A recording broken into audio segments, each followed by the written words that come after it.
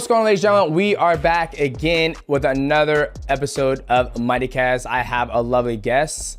Let's welcome in Misha Tate. Welcome, Misha. How are you doing today? It's good. It's cool. We got to do this in person. Yeah, I know. It's funny. We've known each other since high school. Yeah. High school. I wrestled at Washington High School, which is the opposite rival school of Franklin Piers High School. She was a Cardinal. I was a Washington Patriot.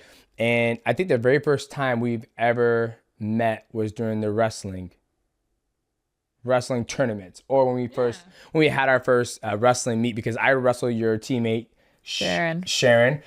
How is Sharon? Do you still talk to her? She's good. She's she's getting married. No, she just got married, and she has one son and now a son with her new husband. Okay. A son or a daughter, I'm not sure, but anyways, she lives in Texas. Oh. Yeah. Did you see her when you fought? I didn't see her when I fought. No, she's in Dallas. But she's doing good. She looks happy and healthy, you know. Good. We talk every once in a while, you know, a Merry Christmas. Does she still wrestle? Birthday. She doesn't. No. I know. I back in the day when I first started fighting, I was like, you should do it, you know, and she wasn't about it, you know. So she does something in the medical field now. Okay. But yeah, I always used to feel really sorry for her when she had to go up against you.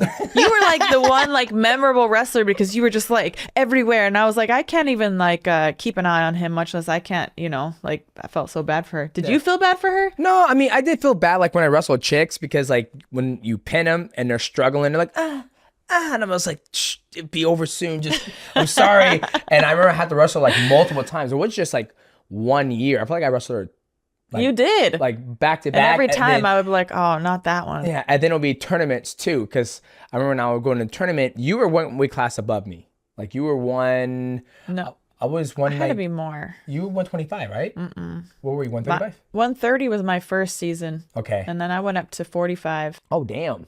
Yeah, so you're way... I was always wrestling the big guys. Gotcha. Yeah, because I remember I was 119 during the season. I didn't know how to cut weight even, so I mean, I didn't know. Not that I really... Who knew how to cut weight? Not that you really want to cut weight that much in high school anyway, so I'm kind of glad I didn't know. But I didn't even know the first thing about like dieting or anything, so I just like whatever I kind of like walked at was like literally what I wrestled at. Well, I think that's a thing that even professional fighters still don't know how to cut weight correctly or diet correctly, right? And I just figured it out since working with Coach Cal on my comeback. So I didn't know either. I cut weight the wrong way for majority of my career. Well, so let's go back to the beginning. So we wrestled in high school together. After high school, what essentially happened? Like did you go, because you ended up getting into mixed martial arts over the mountain. For ladies and gentlemen, we live in Western Washington, Puyallup, Tacoma area, and then over the mountain is Spokane. Well, you Tri-Cities. still live here. I live in Vegas now. Well, I know we that. knew each other. Well, yes. They don't know that. Well, we're gonna get to the goddamn story. We got to start from the beginning, and you got to see how you get over the mountain, and you get to Vegas. So she lives in Vegas now. I still live in Washington. So how did you go from Franklin Piers, wrestling in high school, into mixed martial arts? Like, what was your transition? Okay, so I went to college. I went to Central Washington University, just over the hill. Yeah, just over the mountains. And I was looking for something to do kind of like wrestling. And my dorm mate, she was my neighbor, Rousey. She was like, hey, there's this MMA club sport thing. And I was like, what? I didn't know really what MMA was, or if I did, I didn't have a recall of it. I think my dad had probably had the fights on before he says that I knew of it. I was like, clearly I wasn't watching them. I didn't know.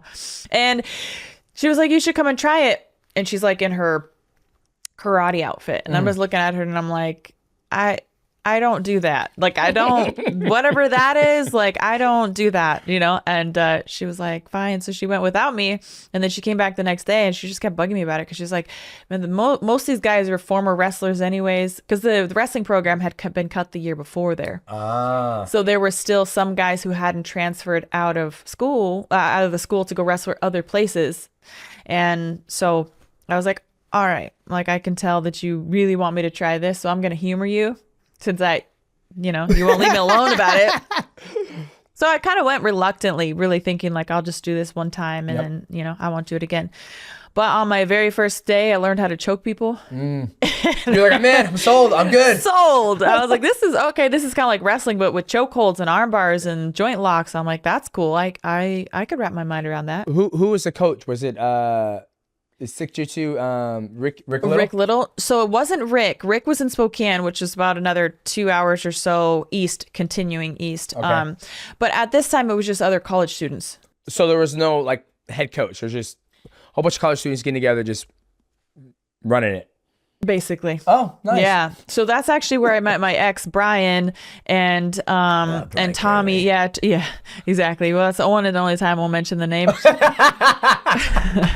Spare you guys. But and then Tommy Truex, who is unfortunately since passed away, they kind of like started the idea themselves. So they would be the ones to like show things and moves and whatnot. But other than that, it was kind of like a conjoint effort of just college students coming together and just trying to do some semblance. I think some of them wanted to wrestle, some of them wanted to do grappling. I was not interested in the striking part of it. Yeah. So it wasn't very like, it wasn't organized, very open, just kind of, what do you want to come here and learn how to do? And I think as the girls coming in, they were kind of like, all right, because they'd worked hard to start this club sport there. Of course.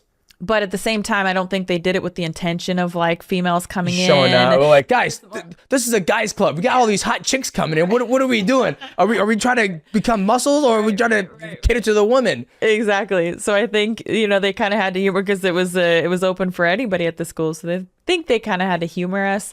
But that's how I got my introduction. Wow, that's crazy. And then before you had your first mixed martial arts amateur fight, did you get underneath the coach, or did you do it out of the community of the gym you guys had going on? So I transferred just before my first fight, about 3 weeks before, maybe 4 weeks before my first fight. I actually started to train at an MMA gym. So basically what happened was I was like, guys, I don't want to learn any of the striking. Just keep teaching me this grappling stuff. And so I was there, and it was once a week. It was on Tuesdays. And I kept showing up, and then they were like, hey, we're having an amateur fight card. Some of the guys from here are, also train up at Yakima MMA, and they're going to be fighting. And so if you want to come and watch. And I was like, all right. So Yakima MMA, Yakima was like 20, 30 minutes from our school.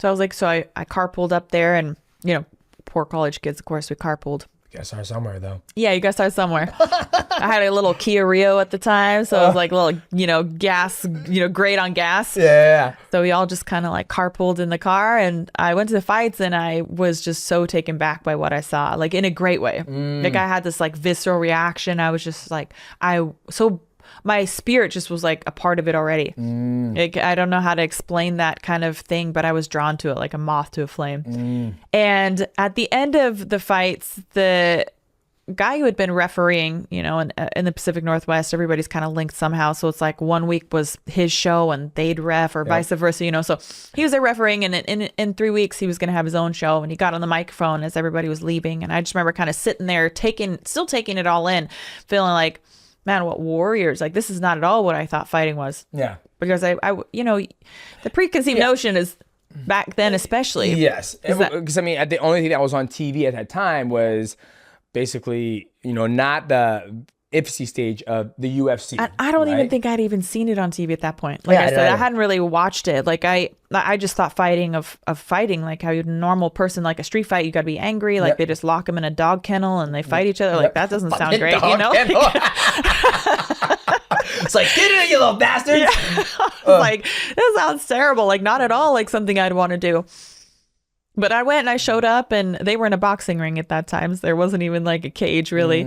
But they fought, and the submissions and it was just like, wow, this is a sport. Yeah. This isn't just the barbaric, violent, drunk people fighting. Like this is actually a sport. Yeah. And so that's what appealed to me. And so anyways, he got on the microphone. It was like, in 3 weeks, I'm going to have an all-female fight cards if there's anybody. Damn. That's the first time I've ever heard of an amateur. You got to think this was 18 years ago. Yeah. Right? 18 years ago, an amateur all-female fight card.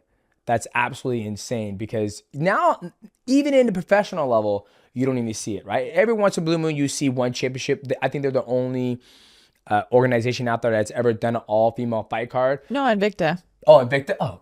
Of course, Invicta. Oh, look at me. Isn't that all women anyways? Yeah, only women. Jesus. But they do have ring card boys sometimes. Yeah. Theodore, Rip. Yeah. Yeah, so, may he rest in peace. Yeah. But it's crazy to see amateur card do that, because typically when you see it here in the Pacific Northwest, it's usually a mix, more predominantly men. In the beginning, in 18 years ago, right? Because 100% in the past, but now 18 years ago, there was all women. So then you decided like, hey, I'm gonna go do that. Yeah, on a whim. I just literally walked my happy ass right down the steps and just was like, I think I want to fight. Yeah. So they asked me, well, what'd you do? And I said, well, I wrestled in high school. And you know, I've been doing this MMA club sport for a few weeks or whatever. So yeah, they put me against the striker. Yep. And you just wrestled the hell out of her. Yeah, I just wrestled. Remember, it was the easiest takedown in the first round of my life because I had been wrestling guys. And he's like, I would be very, very lucky to get a takedown on a good high. You know, like these guys were legit. They had experience. They had physicality. You know, they had all the things against me. So it was like I was not used to getting takedowns. Let me tell you that much. I was used to surviving. I was really good at not getting pinned. I mean, like an expert at not getting pinned. But let's be honest, you know, so especially at my weight classes because I didn't wrestle the less mature guys. You know, like if you could be a 105-pound female, sometimes you could do a little better, I think, because some of those guys hadn't really matured puberty or got some little boy strength, as you can call it. Yeah. Then you can be able to hang with them. But I was wrestling men. Yeah, because you're wrestling guys at 145 pounds. Right? I mean, that's essentially what I weigh right now, and I'm 37. So, ladies and gentlemen, last week, you know, Miesha Tate, was it last week you just fought? Yeah, last week. Yeah. God, time flies so fast. Last week, Miesha Tate fought, and ladies and gentlemen, we've been doing our thing on Prize Picks. Now, ladies and gentlemen, all you gotta do is go to Prize Picks and download it on your app phone. And they had Miesha Tate going against, what was the lady you were fighting? What was her name? Julia Vila. They had the projections of her landing about 45.5 strikes. No, I was like, nah, she's not gonna do. I thought you said 70. No, it wasn't 70. That was last night. It was like 45.5. Some. But landing 45.5 significant strikes. Knew what was going to happen. I knew Miesha was going to out-grapple her, and she did, and we won good money. Miesha, I'll PayPal you the $200 we won.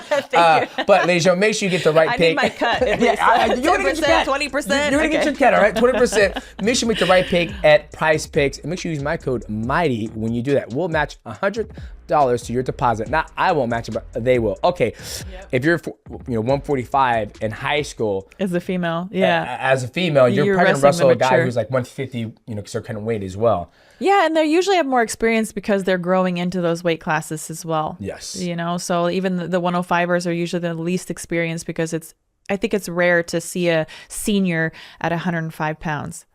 I would say so, yeah. You know, it's usually like all the freshmen coming in and maybe sophomores, but then usually they bump up to 112, 118 as they grow. So they're also the least experienced. Point in case is my senior year, actually, we didn't have a 152 pounder. We only had 2 145 pounders, and woman had to go up. Yeah. And sometimes it was me. I was the sacrificial lamb. What the fuck? Because honestly, man, was it a guy was it you and another dude, or was it 2 chicks? Like you and another girl? No, it was a guy. Shame on that man. I would have said, Miesha, it's okay. You stay down here. I'll go up. And I would have chose who's a tougher match, right? Like not send you to the lamb like, oh, no, Miesha, you're going 152. Even though you're 145, I want to stay down and grapple or wrestle the smaller guy. Shame on him. Right. So the way that, to my understanding, the coaches decided who was going to wrestle up a weight class. And this was varsity, I'll tell you too, because we just didn't have enough at that weight class for whatever reason.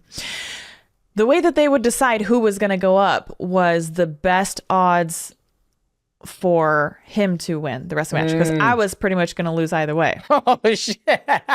Look at you now. So, look at me now. You guys just made me tougher. Try me now.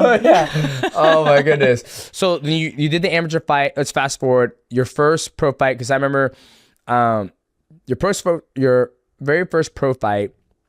What was that like? And then what was... After that first pro fight, your first big organization was Strikeforce, correct? Yeah. So tell me about the first pro fight and then the Strikeforce debut and that whole scenario. So I had 6 amateur fights, and then my first pro fight was for hook and shoot. Okay. Bowdog. Yeah, I think. I think it was still just hook and shoot then, and then they like combined with Bowdog, and I'm not sure how the company went. But anyways, I went out there and I actually fought 2 fights in one night. Oh wow. Yeah, it would have been 3 had I won the second one. Yeah. Oh shit. So let me cut to the chase. So there was 3. So how many fights would you have done if you would have won all of them? 3 fights. 3 fights total. Yeah. Okay.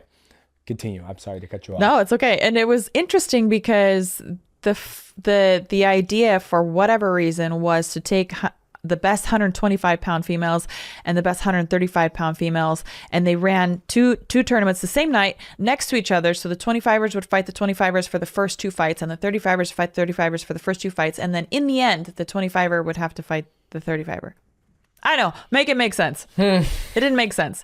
I was a 35er, so I guess I didn't really care, but I thought it was, I was like, well, that's not cool, because why did they have to make 125 then? Yeah, exactly. Why can't you just say you've been a 25er and you still get to weigh in at 135? We're just gonna call you a 125er, you know? Yeah. But anyways, whatever. I ended up fighting Jan Finney, who was a hometown girl, and it was in Evansville, Indiana, and she was at the time, touted as the hardest hitting woman of MMA. She had the most experience, So I went out there and I took her down, but I mean, I was my striking was atrocious. I mean, both my shoulders were glued to my ears, and I was just like, I didn't know how to move at all. So flat footed, terrible. But I ended up taking her down, mostly like catching kicks and things like that. And I thought I had won after the end of the 3 rounds, just based on like a lot of riding time and a little ground and pound. I was still pretty new to it. So, but at the end of the 3rd round, they were taking forever, and like her and I were already kind of like shooting the shit. Her and I were like, oh man, great job with this, or your takedowns, and I was like, your leg kicks, like my leg, we were already just shooting the shit between the rounds. Like it's the end of the fight. The fight's over. And so they're tallying up the scorecard essentially. Yeah, they're tallying scorecards, and we're kind of both just like complimenting each other on the things that we did well and like good job, and we're just kind of wondering what's taking so long. And the ref comes back and says they can't agree on the scorecard. What the fuck? They can't agree. So we're gonna have you go another round. Oh. So sudden death. Sudden death. Exactly. And we're like, oh man, I was like, I should have told her about the leg kicks. Yeah. So you came out of the whack, whack, whack. Yeah, exactly. No, I took her down again in that round, and kind of the same thing started to happen at the 4th. We're like, what's taking so long? I was like, this time I'm not gonna give away. And they asked, like, they still can't agree. Would you all want to go one more round? And we're like, at this point, we're like, no, because one of us still has to fight again. Yeah. And so the ref says, in that case, they said that I have the best seat in the house, so I'll choose the person. Yeah. So, yeah, I don't know. I mean, this is back in the day. I don't know how that even happened. I don't know if they had 4 judges maybe instead of 3, because I just don't know. So I'm like, how? Well, it's funny because you just tally it up. So I'm assuming if it had 4, it came a draw each round, right? And they're like, oh, we can't decide. But the fact that they couldn't decide, and there was like, oh, now, how was the purse for this? Because it's a professional. I think I made $500. Yeah. Oh my god! But I mean, like, so the whole tournament was $500, but it might have been $500, or maybe it was 500 and 500 for the. I can't recall now. It's so long ago, but I know 500 was like a number, so it could have been 500 total, or it could have been 1,000. So it's almost still, it was like nothing. You think about it now, a professional contract, ladies and gentlemen. You get organization, UFC, one championship, PFL. It's like, hey, Mr. Tate, you're gonna fight X, Y, and Z. It's gonna be a 3-round fight for a certain amount of money. There is no 4th, 5th round. There is no. It was a learning time for everybody. I know. We were figuring it all out. Unfortunately, the athletes a lot of times the ones to pay the price. We were the guinea pigs. We were like, so how do we make this work? Yeah. What's going on, guys? This pot, but essentially is like you had 3 fights in one night. So it was, you show up 500, and if you win the whole entire thing, you get $500. So you have multiple fights. Yes. Under that, instead of like, hey, you win your first one, 500, you fight again, 500, you win the whole thing, $1,000, whatever. So it's like, they're getting more rounds, and he was like, I just want to see them, fight more. Draw. So you did the Bulldog. You end up not winning the tournament. Right. Then Strikeforce. That was your very first big promotion. Professional fight, correct? Yeah. Strikeforce. And it was, I remember when you got into Strikeforce, it was you and Gina Carano were like the head honchos. Right. And then for some reason, you guys never fought. Like, were you guys never in the same weight? You guys were in the same weight class, right? We weren't. She was a 45er.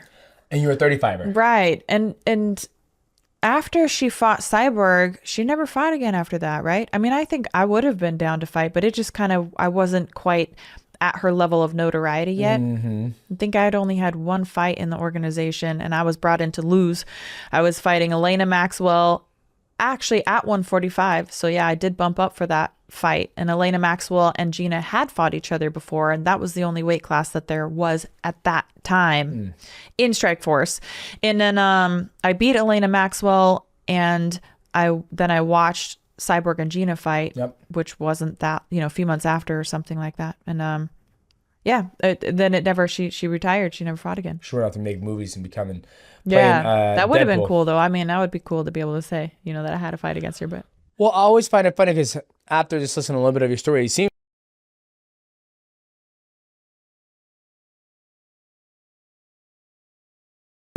you're going to 152, you're going to fucking lose anyway, so we're just going to put you there. Then, Bodog, you weren't brought in to lose, but... No, but I definitely fought the toughest draw. So kind of brought in to lose. Yeah. And then Strikeforce, you've been brought in to lose. Jan was supposed to win the whole tournament, she was the local girl and the most experienced, and yeah. So anyways, yes, I mean, I think I always kind of realized that there was that challenge there, that nobody had bought into me yet. You know what I mean? Like I had something to prove. Mm-hmm. When do you think people started to buy into you? Like when do you think Cupcake Tate started to take off? I think when I got signed to Strikeforce, and then I was able to fight at 135. So after I fought Elena, they only brought me in for that one fight. And again, she was the two-time K1 kickboxing world champion. She was Kung Lee's protege. He was headlining that event that we were fighting on. She was from San Jose. It's where the organization was based out of. I mean, come on, obviously they're setting her up to succeed. Yes, and I'm a grappler, so they think that she's going to knock me out. But I won that fight, and then they offered me a multi-fight contract. And so I think it was after probably I fought Zoila Frosto was my first fight of my contract. But I think somewhere in that place was where women's MMA started to really take off, transform, because it was right after Gina had fought Cyborg, and then I had beaten kind of their other golden girl, and Gina retired.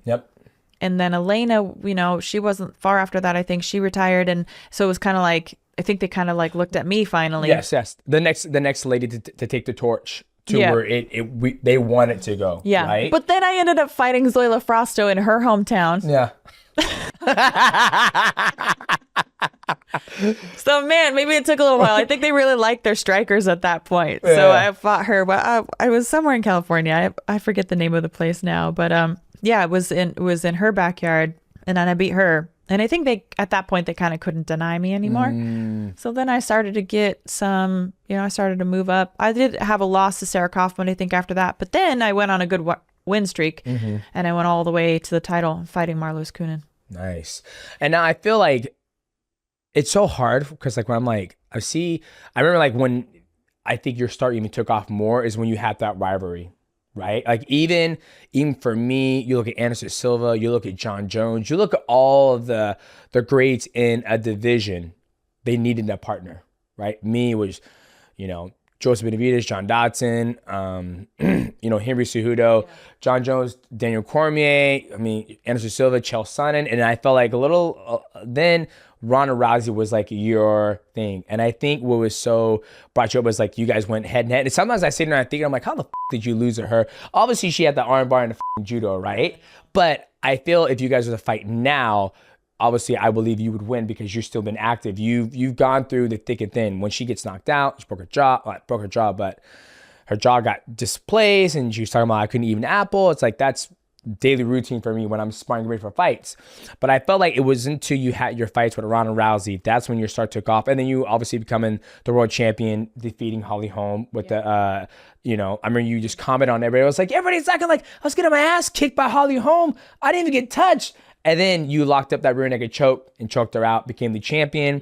And then I'm going to go back. Let's talk about the Ronda and that. I think what made you become more of a star was, I think it was after the second fight, after, the fight was over, you wouldn't shake her hand and she just turned her back on you. Yeah. Right? I think that's what elevated you as a person. It's hey, yes, you're better than me. Hey, good job. Right? Yep. Talk me through that little, because you guys fought 3 times? 2 times. 2 times. Yeah, the third one has yet to be written. So I mean, you know, I can only hope. You know, I'm not gonna run on some wild goose chase. Everybody's like, oh, Dana White's, oh, there's a UFC 300, a super fight. I was like, guys, Ronda Rousey's not coming back. I'll be the first one to tell you guys that. She's off wrestling.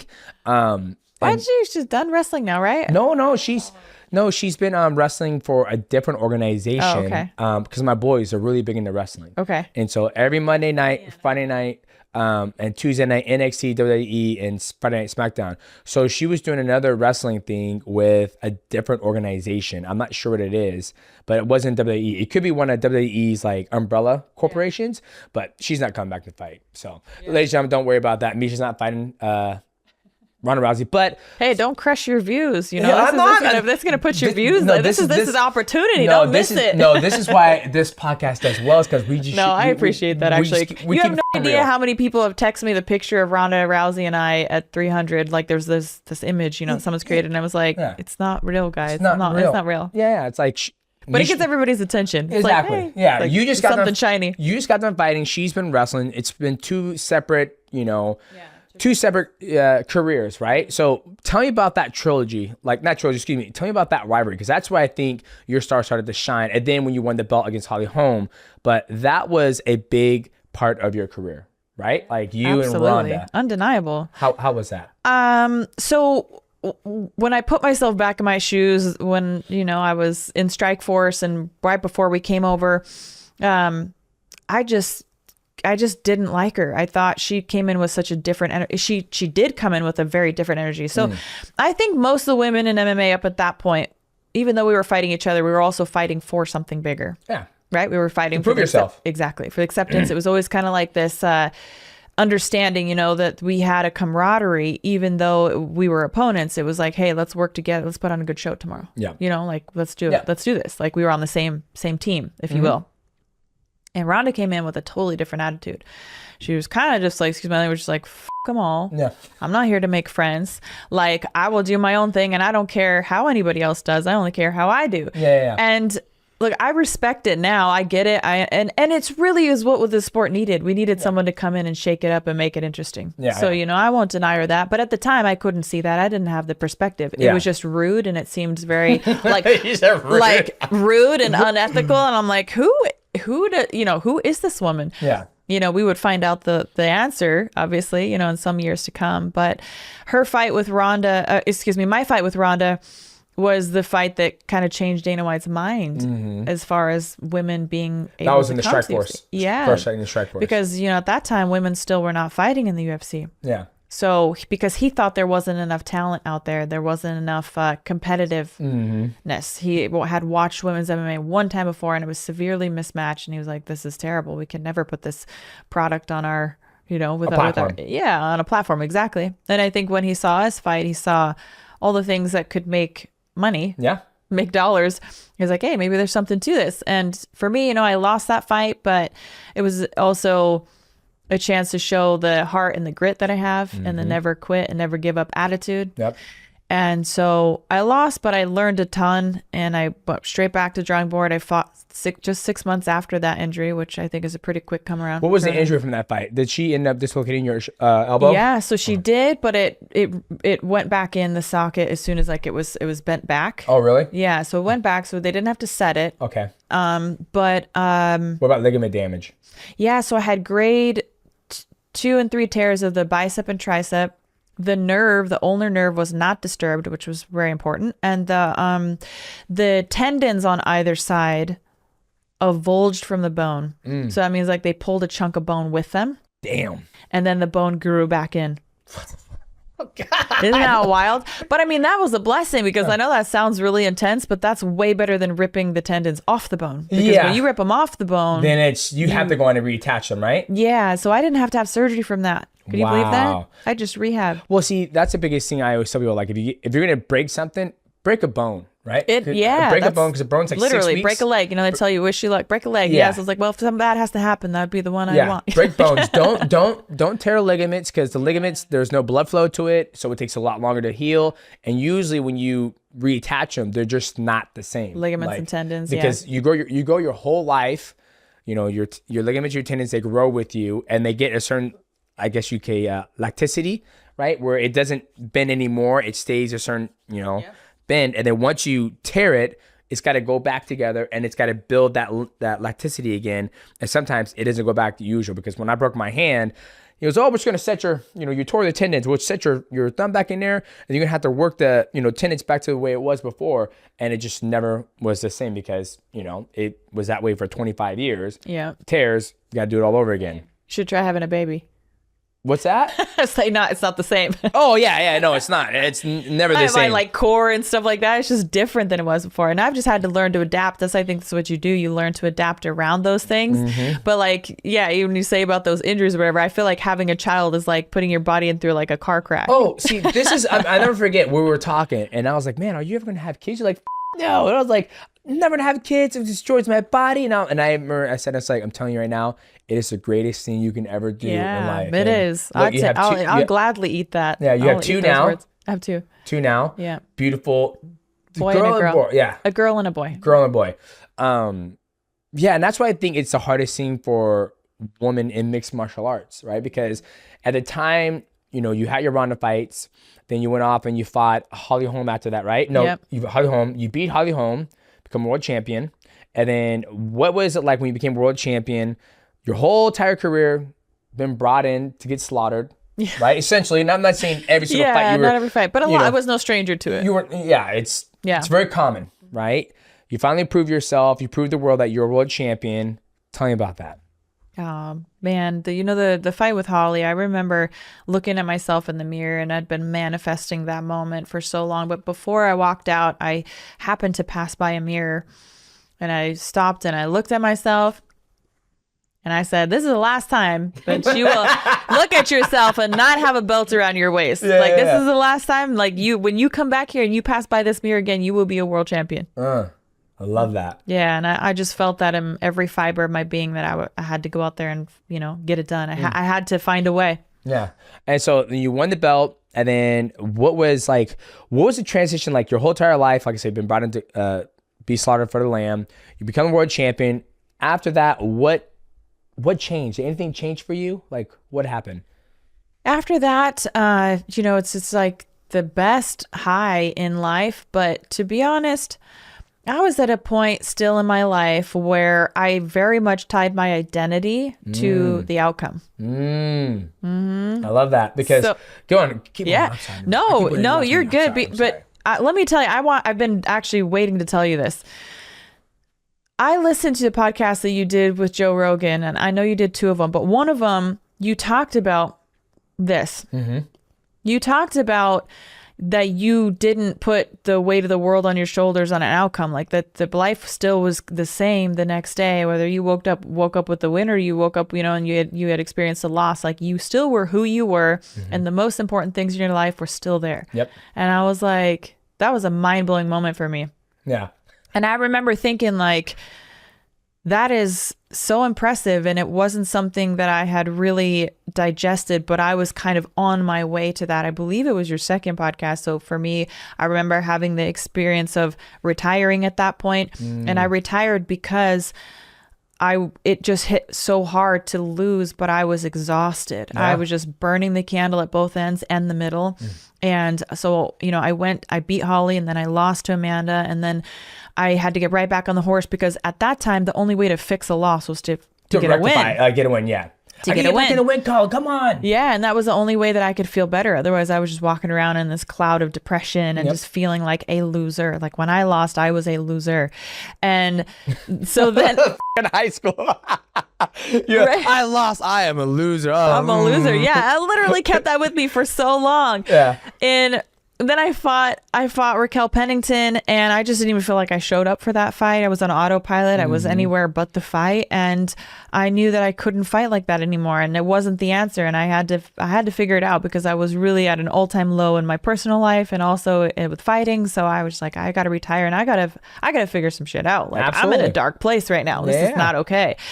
And I didn't want to continue on that trajectory, because I knew that was not going to be a good outcome. So I retired. I took the 5 years off. You took 5 years off? 5 years. Oh my God. So you're 37 now. Yeah. So 5 years ago, that put you at 32. So you retired at 32. Pretty much the prime. What's the prime? Not 5 years ago from now. I retired just before 30. So what's the prime age of a woman in competition, you would say? That's a great question. I mean, I would imagine still like around that between 32 and 36, to be honest. And at this time, you've already had your children. You had both or just one? No, I had both by the time I came back. No, but when you retired. I didn't have any kids. Oh, you didn't have any kids? Mm-mm. Okay, so that's good. So you kind of retired and you wouldn't have some babies. Yeah. And then you came back. So, okay, continue. I apologize. So life started to become so much more meaningful for me. I started to have reason to live and be happy outside of fighting. And that was really the reason I retired, was so that I could take away the thing that was the dictating my happiness. Like I had to remove that and really kind of strip myself down and just say like, who am I? Yeah. Okay, so what if I don't have this sport? Like, who the hell am I? Because this is like treating me pretty hard right now and I've got to figure it out. Yeah. So I did. And, I met my fiance, Johnny, who's just an amazing man, had the 2 kids. And I really just started to understand the other things that are valuable in life. Yeah. Yeah. I think it's funny you mentioned that, because when you're starting to say that, a gentleman at the gym told me that. He was like, dude, no matter how many times you defend your belt, you come in this gym and you put your training gear on like nothing ever happened 2 months ago when I fought. And I was like, yeah, because I mean, I do mixed martial arts because I love it. It's my passion. Like if I win the belt and I let it dictate my life after I win the belt, then my identity is attached to me fighting, right? And I don't forget when I tell my wife all the time, like, I don't always want to be identified as Demetrious Mighty Mouse Johnson, because I'm not going to be that person, 2 to 3 years. Like I can't fight like I used to when I was 26, 28, 29, even 31. So I've always told myself I don't want to like fall in love with the bright lights, because I mean, don't get me wrong, it is pretty dope. You fly into Vegas, you've experienced it. You're driving down the freeway, you see Tate versus Holly Holm. You're like, oh, I'm gonna get this bitch this weekend. I'm gonna choke this bitch out. I'm getting gold. I see myself, Ray Borg, whatever it may be. You almost kind of fall in love with the lights. But I told myself, like, never fall in love with the lights, because one day the lights are gonna get turned off. And then you're gonna be looking for your identity. You're gonna fall in love, like, who am I as a person? So I think it's impressive that you took a step back, because a lot of athletes, male or female, they don't do that. They don't like, I agree. I take a step back, and I think it's good for their mental health as well, because if mixed martial arts, or if you're an actor, broadcaster, whatever it is, if you rely on, obviously the finances is a totally different thing, but if you rely on that identity to serve you, when that identity leaves you, it's like, who am I? That's right? not, And I was going to say, for women, I think it's also harder, because if you do want to have children, you pretty much lose a year of your life growing a baby, giving birth. I would say probably after you gave birth, how long did it take you to get back to tip-top shape to be able to compete again?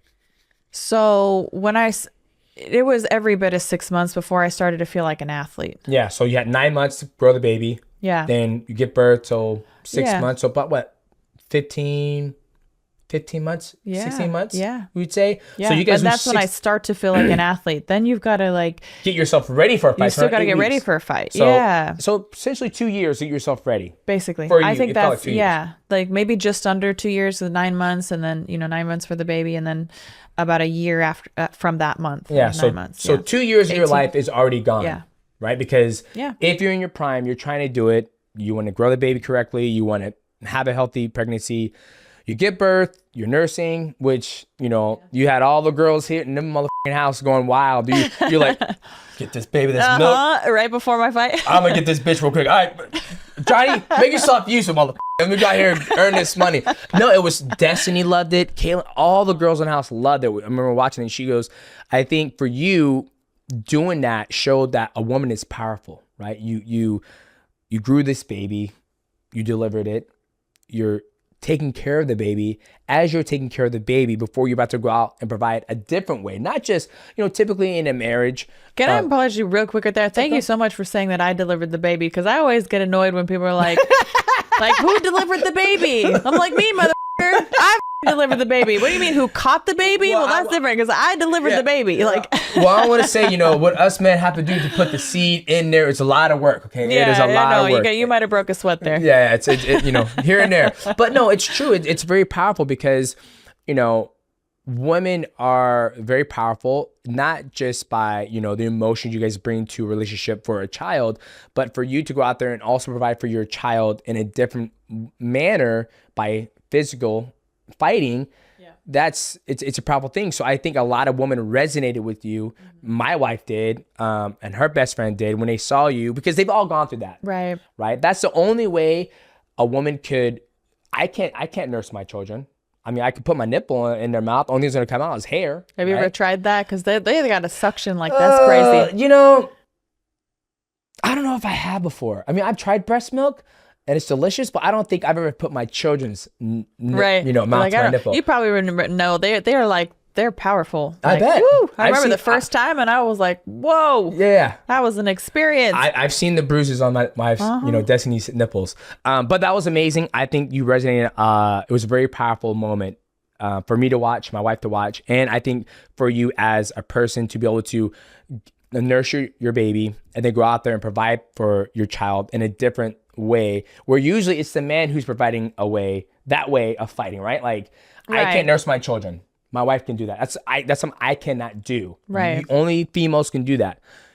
There's only two sexes, ladies and gentlemen, male and female. Okay, got that out of the way. I was gonna say, we're gonna open a whole can of worms. No, it's okay. Wait for the comment section when we get to this part of the podcast. I can't wait. So it was absolutely amazing to see you do that. So then you retired. Now, Cupcake Tate is back. You're back, Cupcake. What made you decide to come back? Like, I tell myself, once I'm done, once I say that big R word, I'm never coming back, because. Well, you know what, Demetrious, is because you have balance in your life right now. You have perspective and balance, and you really have a great outlook. And that's what I was saying when I was listening to that podcast with you. You have no idea how much that changed my life and really took me to a different outlook mentally, and started to, like, you really inspired me with that. And I've taken that, and I've said in many interviews that I'm no longer outcome based, I'm effort based. Yeah. And that really started with you. When you say effort based, how much effort you're willing to put into the training camp and put just into how hard I try. I'm just trying my best. That's it. I love that. Yeah. I'm just trying my best. And if I don't get a win, I still wake up tomorrow. My kids, my fiance, my mom, my dad, my fiance, like, my life is good. Yeah. Like, it's great. So, I mean, it takes all the pressure off. And I really feel like I put all that together in this last fight, particularly. And I think we're probably jumping around a little bit through the prognosis of, like, my whole career. No, that's okay.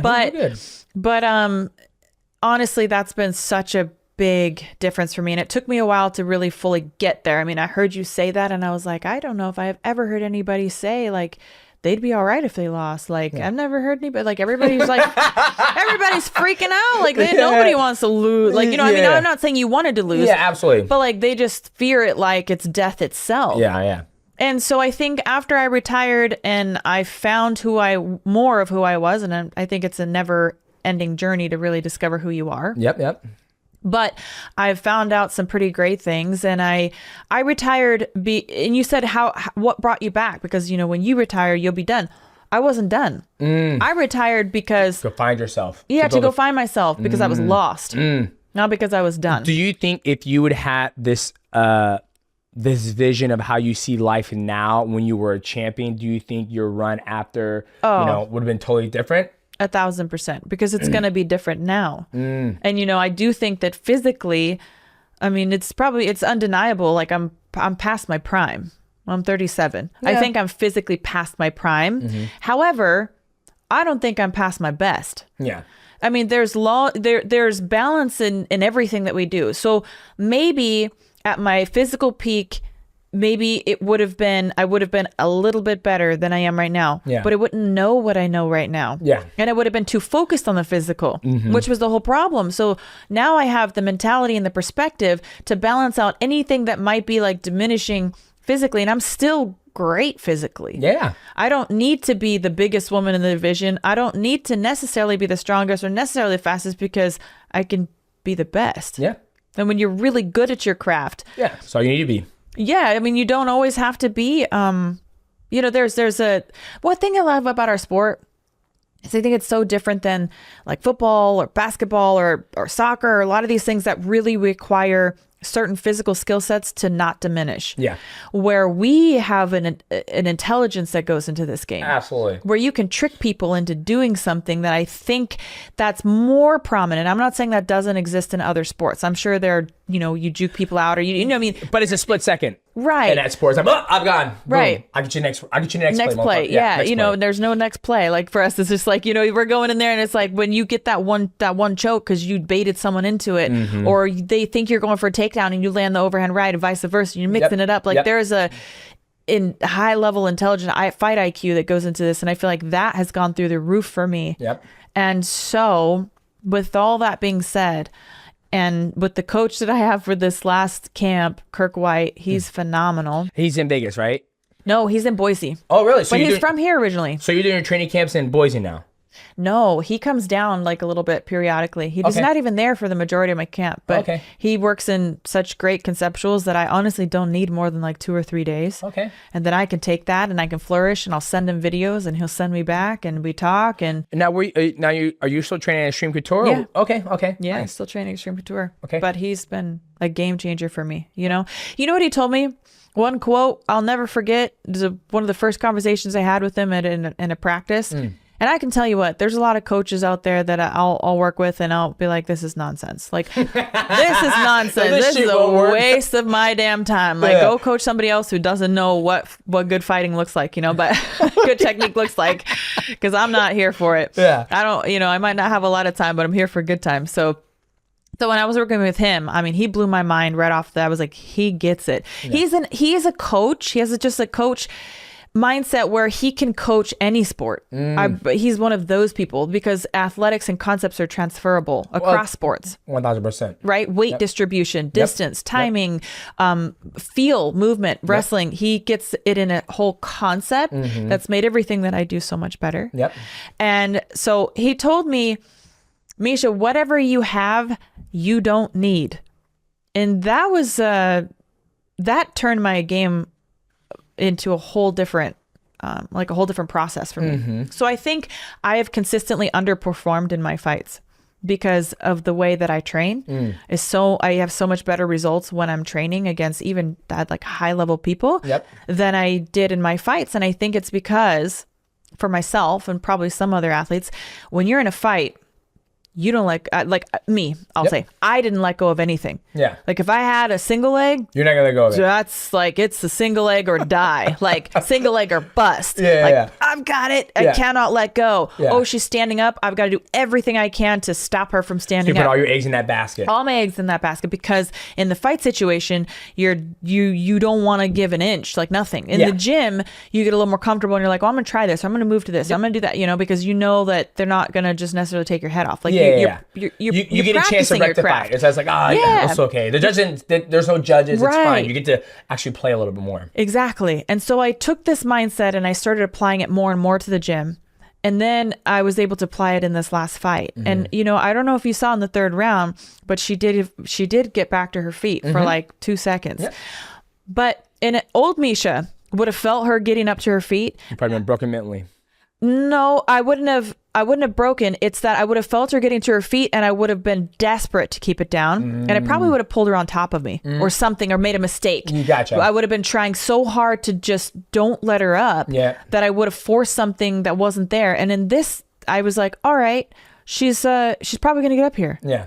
So let's help her get up. Make her real light on her feet and sweep that leg right back out. Let's use her own momentum, because we're going up. That's all right. Yeah. I'm okay here. Yep. Like whatever I had down here, I don't need it. I can get her back because I can put her right back down. And like that whole concept of I don't have to fight so hard to keep exactly what I have, because I've got a lot of things. And if I stay a step ahead, we already decided, okay, we're going up. I actually helped her get up. Like go back and watch in the third round. You'll see how like I pushed her up. Yeah. Because I said, okay, you want to go up, but we're going right back down. Like, let's go. But that's going to make you light on your feet. And I'm going to sweep that leg right back out then, So that's a concept that I'd never had before. I was just so like scared to like take any chance. I've got to hang on to whatever I have. I can't let it go. And now I'm so confident in my skill set. I've always had a good skill set, but the confidence behind it. And I told myself I'm going to fight with my skill set this fight. Nah. I was like, I'm going to fight with my skill set. No more fighting with my head, my heart, I have those things in my back pocket. And that's lovely to know. Yes. That when push comes to shove, you can I got the fighter spirit. Absolutely. But it shouldn't be my first line of defense. Exactly. That's your last line of defense. That's my last resort. And it's been my first resort a lot of times because I've held on to things so long that I've gotten bad positions and I got out of position and I had to just kind of like, I was too nervous. I wasn't confident enough in myself to transition. So you had that last fight. You came out flying colors. I want to ask a couple quick questions and then we'll let you go. All right. What's it like having a husband that is a professional fighter? Like, are there ever times that like, you're like, okay, honey, it's time to go. And then he's at the fight. He's like, what the f*** are you doing? I could have, you got to defend a takedown like this. Have there ever 100%. Oh, shit. Happens all the time. I mean, we do it to each other. I mean, he is the better wrestler than I am. You know, he has the fundamentals. He wrestled at Boise State. You know, so he's like foundationally a phenomenal wrestler. Like he's a great coach too. You know, really, I don't want to take anything. I know I've been talking about Kirk a lot, but can I please just shine a little light on my man? Absolutely. Because he is great. He's a great coach. He's so patient. We work so well together. And he really got me this last fight because I told him too, I was like, I don't like a busy corner. Yeah. I don't want to hear a lot. No. Like either you have faith in me or you don't. But please, you guys, do not try to be like puppet masters. Like, no, like let me be like, you know, like I've got it. Like if I'm really in a position where you see something, like give me a little piece of information, but like mostly chill the fuck out. Like, please. And it was nice because I actually heard her corner the majority of the time. So I knew exactly what they were telling her to try to do. And they were really like, I thought they were overwhelming her. But, you know, they were panicking. I could hear the panic in someone's voice. I assume it was probably her husband, you know, like they were even getting like frustrated with her at times. Like I heard them like, let go of that leg. Remember when she was turned away from me and she had my leg figure forward and they did not like that at all. And I was like, well, I could see why. I could see why they wouldn't like it. It wasn't a good position to be in. I think she was trying to set up, you know, the possibility of rolling under for a leg lock again. But I was like well aware of it. I was too sprawled back.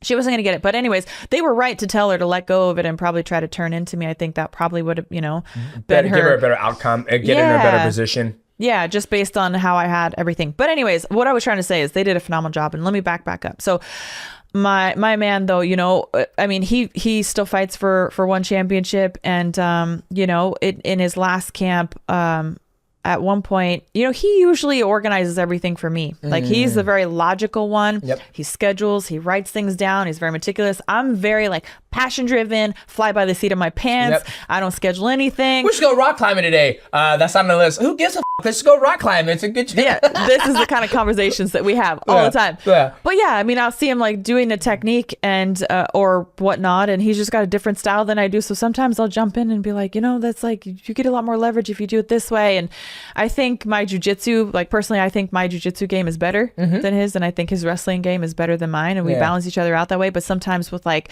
positions and, you know, but he's cool about it. Like he doesn't. I think I grappled him before. I can't remember. I think I grappled him at Extreme Couture upstairs. Yeah, he was pretty good when I grappled him. Granted, he was bigger, but I had a good time. He's strong. He's got those wrestling. You'll definitely know when you grapple with him that like he's a wrestling fundamental. Like he's very good with those, you know. But I like the submissions and things like that. So that's, you know. But anyways, you were asking. Absolutely, it happens all the time. Well, I was always find it funny. I'm like, because I remember like when you retired and he was fighting and I was in Singapore talking to him, and then he fought and then you're in the corner, and then I think his last fight was against it was Gary Tonin. Yeah, Gary Tonin. I was okay, you know, Gary Tonin is notorious for the, you know, heel hooks. And I was okay, how's it gonna go? And it's been a while since he fought too, because I remember he was in Singapore. You guys were both of them in Singapore, and I know that feeling like he had like what, a 2-3 year layoff.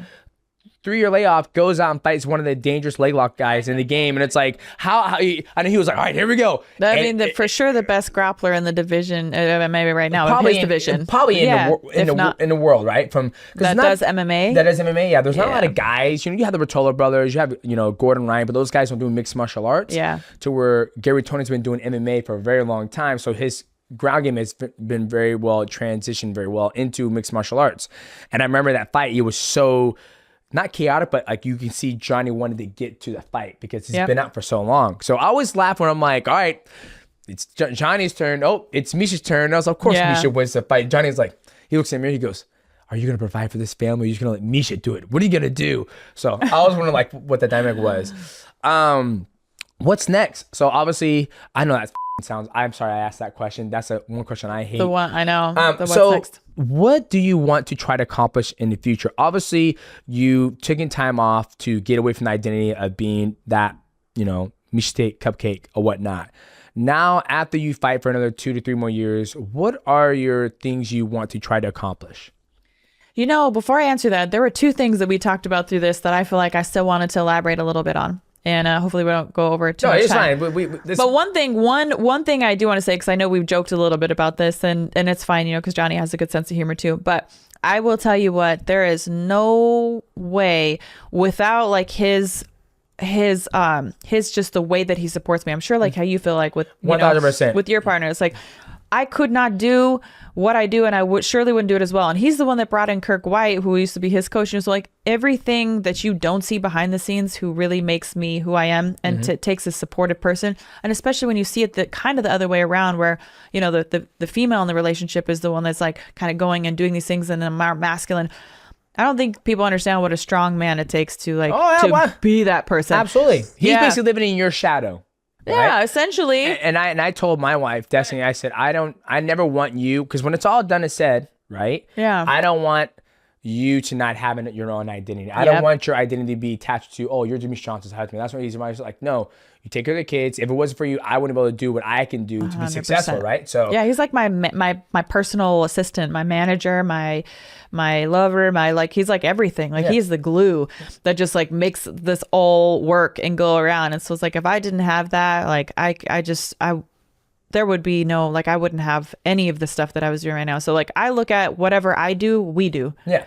Like when I win, we win. Yeah, like it's 100% a team. Like so anyways, there's that. And then there was one other thing when you're talking about like the women and showing like strength and how women can be strong. And I want to point out that there are different variations of strength and how I kind of got to being a fighter. And I realized that for me, it was kind of a deficit of having a strong male figure in my life for periods of time in my life. So my dad, he worked on the road a lot and he just wasn't home a lot. And, my parents fought a lot when I was growing up, and I'm happy to say that they figured it out and they're still together, but it was tough. Like we didn't always know if they were going to stay together. Yeah. And my point in case is, I think when women have a lack of security with a strong male or father figure in their life. Yep. My dad and I really butted heads from like 13 to 16. We didn't even speak. Yeah. Like it was like. Her dad's love it. I met him before. He's absolutely charmed. My dad's wonderful. I love my dad to death, and I'm glad that we figured it out. And this is not at all the point blame. But I want to say that when women don't have a strong, secure male figure in their life, a lot of times it makes women have to become that. Yeah. Absolutely. And so point in cases, I think that it is very important. So I want to give any men out there who are those people who have daughters or whatnot, is like, please like be that, because then the woman's strength can take over in the areas that are, I think, a little more conducive. And I'm not, this is a really weird topic because some people are going to take it as like, oh, you're saying women can't. No, obviously I am like doing that. I'm in a male dominated world, being strong in that. But I don't want to downplay the value that I see in strong women who are stay-at-home moms, who manage their kids, who have kindness and patience, and like, oh my Lord, that is such a challenging job. Absolutely. But when she can apply her strength in that area, we raise the generations of children who are healthy and have better like mental health outcomes and emotional stability, and like that is strength too. And that's beautiful, like to see that take place. And I think when men and women, masculine and feminine, can have a great balance, I think you will see less of women having to step into the male role, which is something I realized was part of my evolution. As I stepped in thinking, I'm going to be there for my mom. I'm going to take care of my mom. I'm taking care of my younger siblings. I'm going to make sure that they're okay. Like, and if, like I just developed a more masculine identity in everything that I did. And so I kind of just decided I felt more like I was safer being more like a male than I was I didn't have the comfortability, I guess, and the security to step back into like my more feminine energy. Yes. Right. So I'm glad that I have found that now, where I found the balance between the two, and I can kind of shift between both. But I think there's power in being strongly feminine. Absolutely. When you can have that strong masculine behind you. Yep. And so I found that balance anyways, and I'm already who I am. So, most of this character development has already happened. I'm already a great fighter and I love what I do. But I think now I have the security of Johnny's masculine energy, whereas like he is a man's man, but he knows how to like man's man, which is so nice. Like, it's so nice. I just couldn't have it any other way because I'm too masculine. Yeah. I have a masculine energy about me, and I can get it. I have both. Yeah. But like, I'm not. It feels good sometimes to let that masculinity go back. And my wife's been telling me that. She goes, because she's a stay-at-home mom. I tell her all the time. I tell everybody all the time. The hardest job in the world, fighting is not. Being a stay-at-home mom is, because you're on the fucking clock 24/7, and you take care of 3 little ones and a grown-ass man at the same time. So sometimes my wife was like, man, I just wish you just take the reins. And I was like, when I do, and I say we're going to do this, you got to chime in and say something, right? So it's about having that balance, right? And interweaving it. And when you're saying like, you would be successful if it was for Johnny, like your training camps. He brings that. I don't need to be that anymore, which he brings security to me. Yeah. And then you're like, my wife always says, when you're in training camp, I'm in training camp because I'm cooking your foods. I'm booking your schedule. So absolutely. So when I win, she wins, right? Like when I say after my last fight, I was like, we did it, baby. She goes, yep, we did it. And I'm like, exactly. So now when they sit there and they're like, hey, when you want to fight, I'm like, it's not when I want to fight. It's when we want to fight. When we want to fight. Even though she's not in the cage fighting, she sees me go through all that stuff, and as Johnny sees you go through all that stuff. You kind of lose like a big part of the partner for a while, because so much of your focus and dedication has to be this. Not that you're totally gone, but a big portion of the freedom you'd have to just be dad at home or take over, when she needs a day off or she's sick or whatever, you can step in and fill in. That gets much harder when you've got to prioritize the training camp. Absolutely. And they have to pick up all the slack, if not more. So point in case is like, I feel like Johnny's brought that security to me with the masculine energy. And now I can focus on the balance in my life where I don't feel like I have to do that. And I just I want to be a fighter. That doesn't make me masculine or a man. It's serving a different purpose. Absolutely. I guess nobody sees that else differently on the outside because I'm still fighting and they just think just fighting. But my approach used to be so different in my mind and my heart of like why and how I had to do this. And now it's like, I don't have to. I've got balance in my life. I've got the synergy, and now I just get to. And that freedom, I think, was really expressed for the first time in this last fight of what I'm truly capable of when I'm no longer tying the identity. I've found the balance in these energies, and I've also been working with Mike, who's a mental coach, who has helped me be present, also knowing what I want. There's a balance in all these different things, so I'm picking and putting these puzzle pieces together, and Kirk White giving me the synergy because I lost Robert Follis. I know. Yeah, so I lost my head coach, so I've been struggling to find that right fit. And there are coaches that are great out there that I've worked with that I've really enjoyed, but they're either not always, they're in different states or whatever. You need that yin yang where it's like you can actually trust the coach, and then coach gets you. You guys have a good relationship where it's like, okay, Misha, you understand what I'm saying, and I want you to give me feedback on how do you feel about that information I'm giving you, right? Exactly. And I needed somebody personally, I think somebody who was either like a wrestling or grappling based coach too, like who really understood that. So anyways, I feel like I finally put all the pieces in the right place, and I figured that out. And so I just want to give like men out there who are providing that masculine energy a shout out, and women out there who are not necessarily,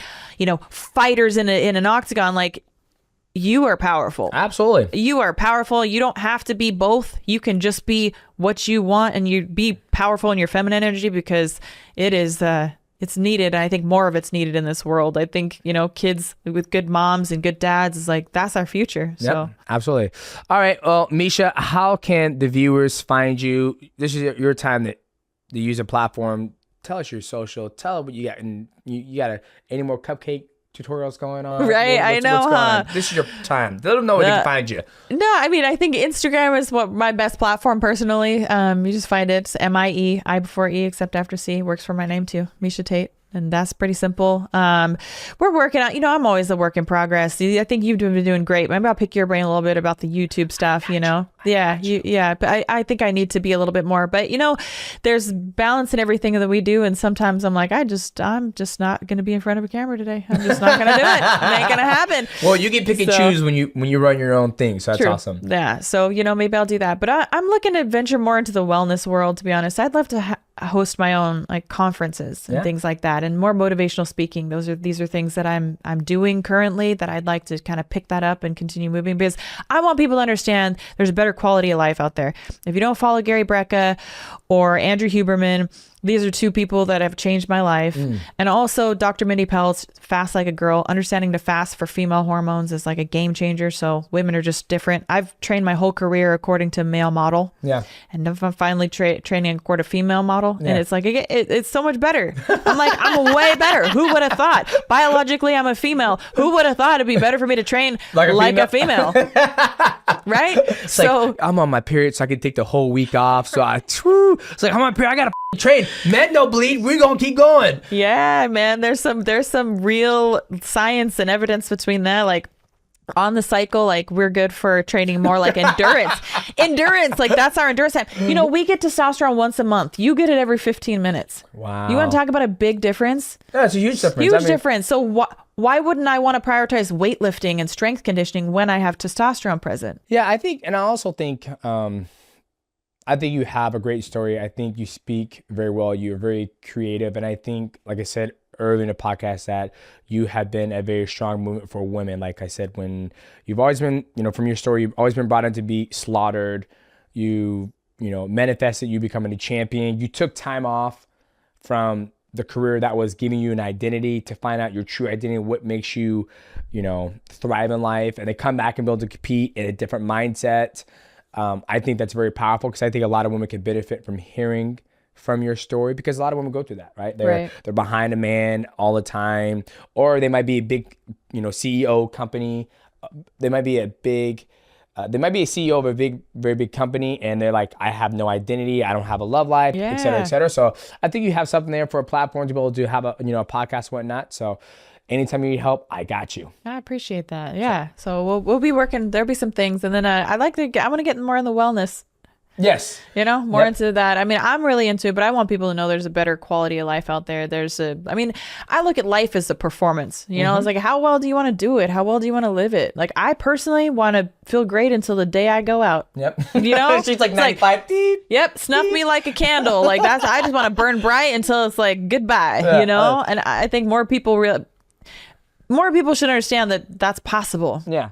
Well, you have the knowledge, because later on before we jumped on the podcast, we were upstairs and it was me, Misha, and my wife, Destiny, talking about the hyperbaric chamber. And she was just basically giving us the 411, hyperbaric chamber 101, just talking all these big articulate words. And Destiny goes, did you get a degree in that? She goes, no, I took it in the courses. So I think you can absolutely kill it on educating people that you can live life better, not just skate through life, but kick life's ass. Yes. Enjoy living instead of. You should not be resigning to the fact that you have to live with pain the rest of your life. You shouldn't be resigning to the fact, like, even you mentioned, we were talking about testosterone and whatnot. Like the camera died and we had to restart. But I was like, yes, testosterone does go down as you get older, but it doesn't actually have to be that way. There's still men in their 90s producing as much testosterone as in their 20s. But there's things that you can do, like even getting in the sauna regularly and stuff, was up, like fasting that will up your testosterone, right? So that's why I love I've never looked into fasting. Like I see everybody, I'm not doing 48 hour fast. Well, this makes two things that I do regularly that you're just like, I don't even know about. Well, I laugh when people were like, oh, I'm about to fast. I'm like, why don't you just eat? How about that? Because you get stronger when you stop eating. That's why. It's like when you stop working out. Like, why don't you just stay in the gym 24/7 then? Well, because your body's tired, you got to recover. Right. Well, it's the same thing. Maybe your body's tired of digesting food and needs to recover. Nah, because I wake up and I'm hungry as fuck, and I'm like, I need my. That means that you're just on like a sugar burning system, so your body hasn't not producing ketones yet. When you produce ketones, then you start healing. Well, okay. Well, we'll get into where's the conversation, Fred? Yeah. On the next podcast, Misha, thank you so much for. She's in town. Like I said, her parents still live in this area. I still live in this area, so.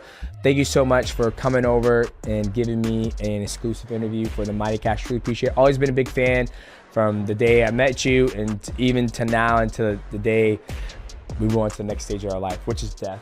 But yeah, always been a fan. Thank you so much for coming over. Thanks.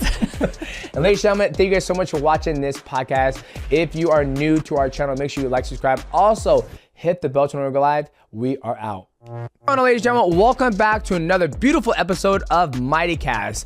And our guest today, he needs no introduction, but I'm gonna give him one anyways. The king of violence and the fighter of the year for Mighty Awards 2023. Ladies and gentlemen, please help me welcome Mike, the king of violence, Perry. What's going on, Mike? Let's go, baby. Happy to be here. Thanks, Mike. Mike, I mean, first off, thank you so much for taking the time. I know it was your son's birthday this weekend. You guys went to the Magic Kingdom, and man, what an amazing 2023. I was there live when you fought Luke Rockhold for bare knuckle fighting, and I watched you fight Eddie Alvarez. Absolutely amazing career in 2023. I want to give you a round of applause. How would you sum up 2023 for you, my friend? Job's not finished. We still have work to do. Now that I am the king of violence, there's a lot of haters on the horizon, and they're looking for a piece of that chip, and I got a little bit too much dip on my chip. They gonna come for it, and I'm not trying to let them have none of it. I got a lot to keep up with. Like if you saw my post about Disney World and the Magic Kingdom last night, I was saying how my kids will never understand what it means to me to take them up there again and again. And, and I said that they'll never understand because I'm never going to tell them. The little ungrateful motherfuckers don't know how good they got it. Now, when you say all the haters, what do you mean haters? Right? As far as I've seen on the social media platforms, everybody is excited to see you win. Right? I thought you were very successful as a mixed martial artist, right? Like you did very well in the UFC. You have some amazing knockouts. You got a lot of bonus checks, and then you went to bare knuckle fighting, and you have embodied this. When history, when we look back in the history books and we look at bare knuckle fighting, we want to see a picture of just you, right? Just this is what bare knuckle fighting looks like, ladies and gentlemen. This is what peak performance looks like in bare knuckle fighting. So where are the haters coming from, right? From what I see, we all want to see you win. Tell me where these haters, where's this energy coming from? Yeah, that's a good way to put it. But I had talked with Ariel Helwani, and he was like, we can have 99% positive, and then it might be that 1% that we like to focus on sometimes. But I feel like it's a little more than 1%. There's a lot of closeted haters, and there's a lot of people who throw smart remarks, or like your producer when you said you're fighter of the year and he started laughing and you were like, why do you laugh? Mike Platinum Perry, why do you laugh? Why is he laughing, ladies and gentlemen? I don't know why he's laughing. Get him, Mike. Get him, Mike. There's a little bit of closeted hate there, bro. They don't believe or they can't understand something that they can't do themselves. They don't know why. I make it look easy getting punched in the face, but it's not an easy job, baby. I'm just really good at it. Oh, Perry called you out, Michael. What you gonna do? Hey, first of all, I'm just a Jewish white producer. Who cares what I think? I don't know anything about fighting. I'm sorry, Mike Perry. Please forgive me.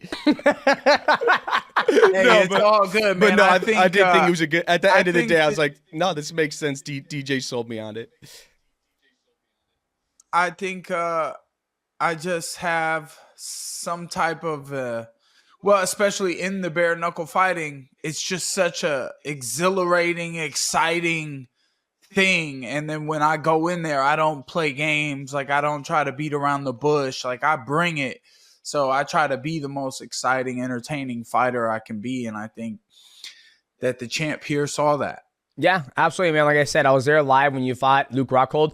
Even when they made that matchup, I was like, wow, this is a banger fight. Two great athletes, very successful in mixed martial arts. Now they're going in bare knuckle fighting. Was there live? You stopped him. Me and my teammates at the gym were talking about I fight, And when you get knocked out, when you get tapped out, you self-consciously, I got caught, I'm done. Or if you get knocked out, it's like, oh, I didn't see the shot coming. But when you're like, you come back and you're like, dude, I'm done. Like, I don't want anymore. That's a self-conscious that you yourself mentally have to check that box. Like, dude, I am done. And then when I talk to Luke Rockwood, he goes, dude, it's a different animal. Until you get in there, you do it. It's a different animal. But you keep on doing it and you keep on succeeding with flying colors. And then you fight Eddie Alvarez, which is another dog. And, you broke his orbital, and he goes, dude, I got to stop. I got to check out. So that's why you got my fight of the year, because what you did to two ex-world champions, right? And these guys are all mentally tough, and you broke them, from f***ing them up. So that's where you got mine. But, Mike, I want to walk me through the very beginning of your infancy stage of mixed martial arts, or just getting martial arts in general. Did you do backyard fighting like Jorge Masvidal, or what was your upbringing into sports? You played football? I'm sure you played football. I'm sure you probably hit that eye gap and ran some motherfuckers over. Talk me through the beginning. Yeah, bro. And real quick, just a little side note. As you were saying that, I was thinking, man, Mighty Mouse versus John Dodson. Bare knuckle would be fucking. My hands are brittle, and I like to knee. I don't want to hear it, dude. You think this shit don't hurt my hands? This shit kills my hands, but I practice for it. My finger was ripped open so big when I stuck it through Eddie's face. Ooh.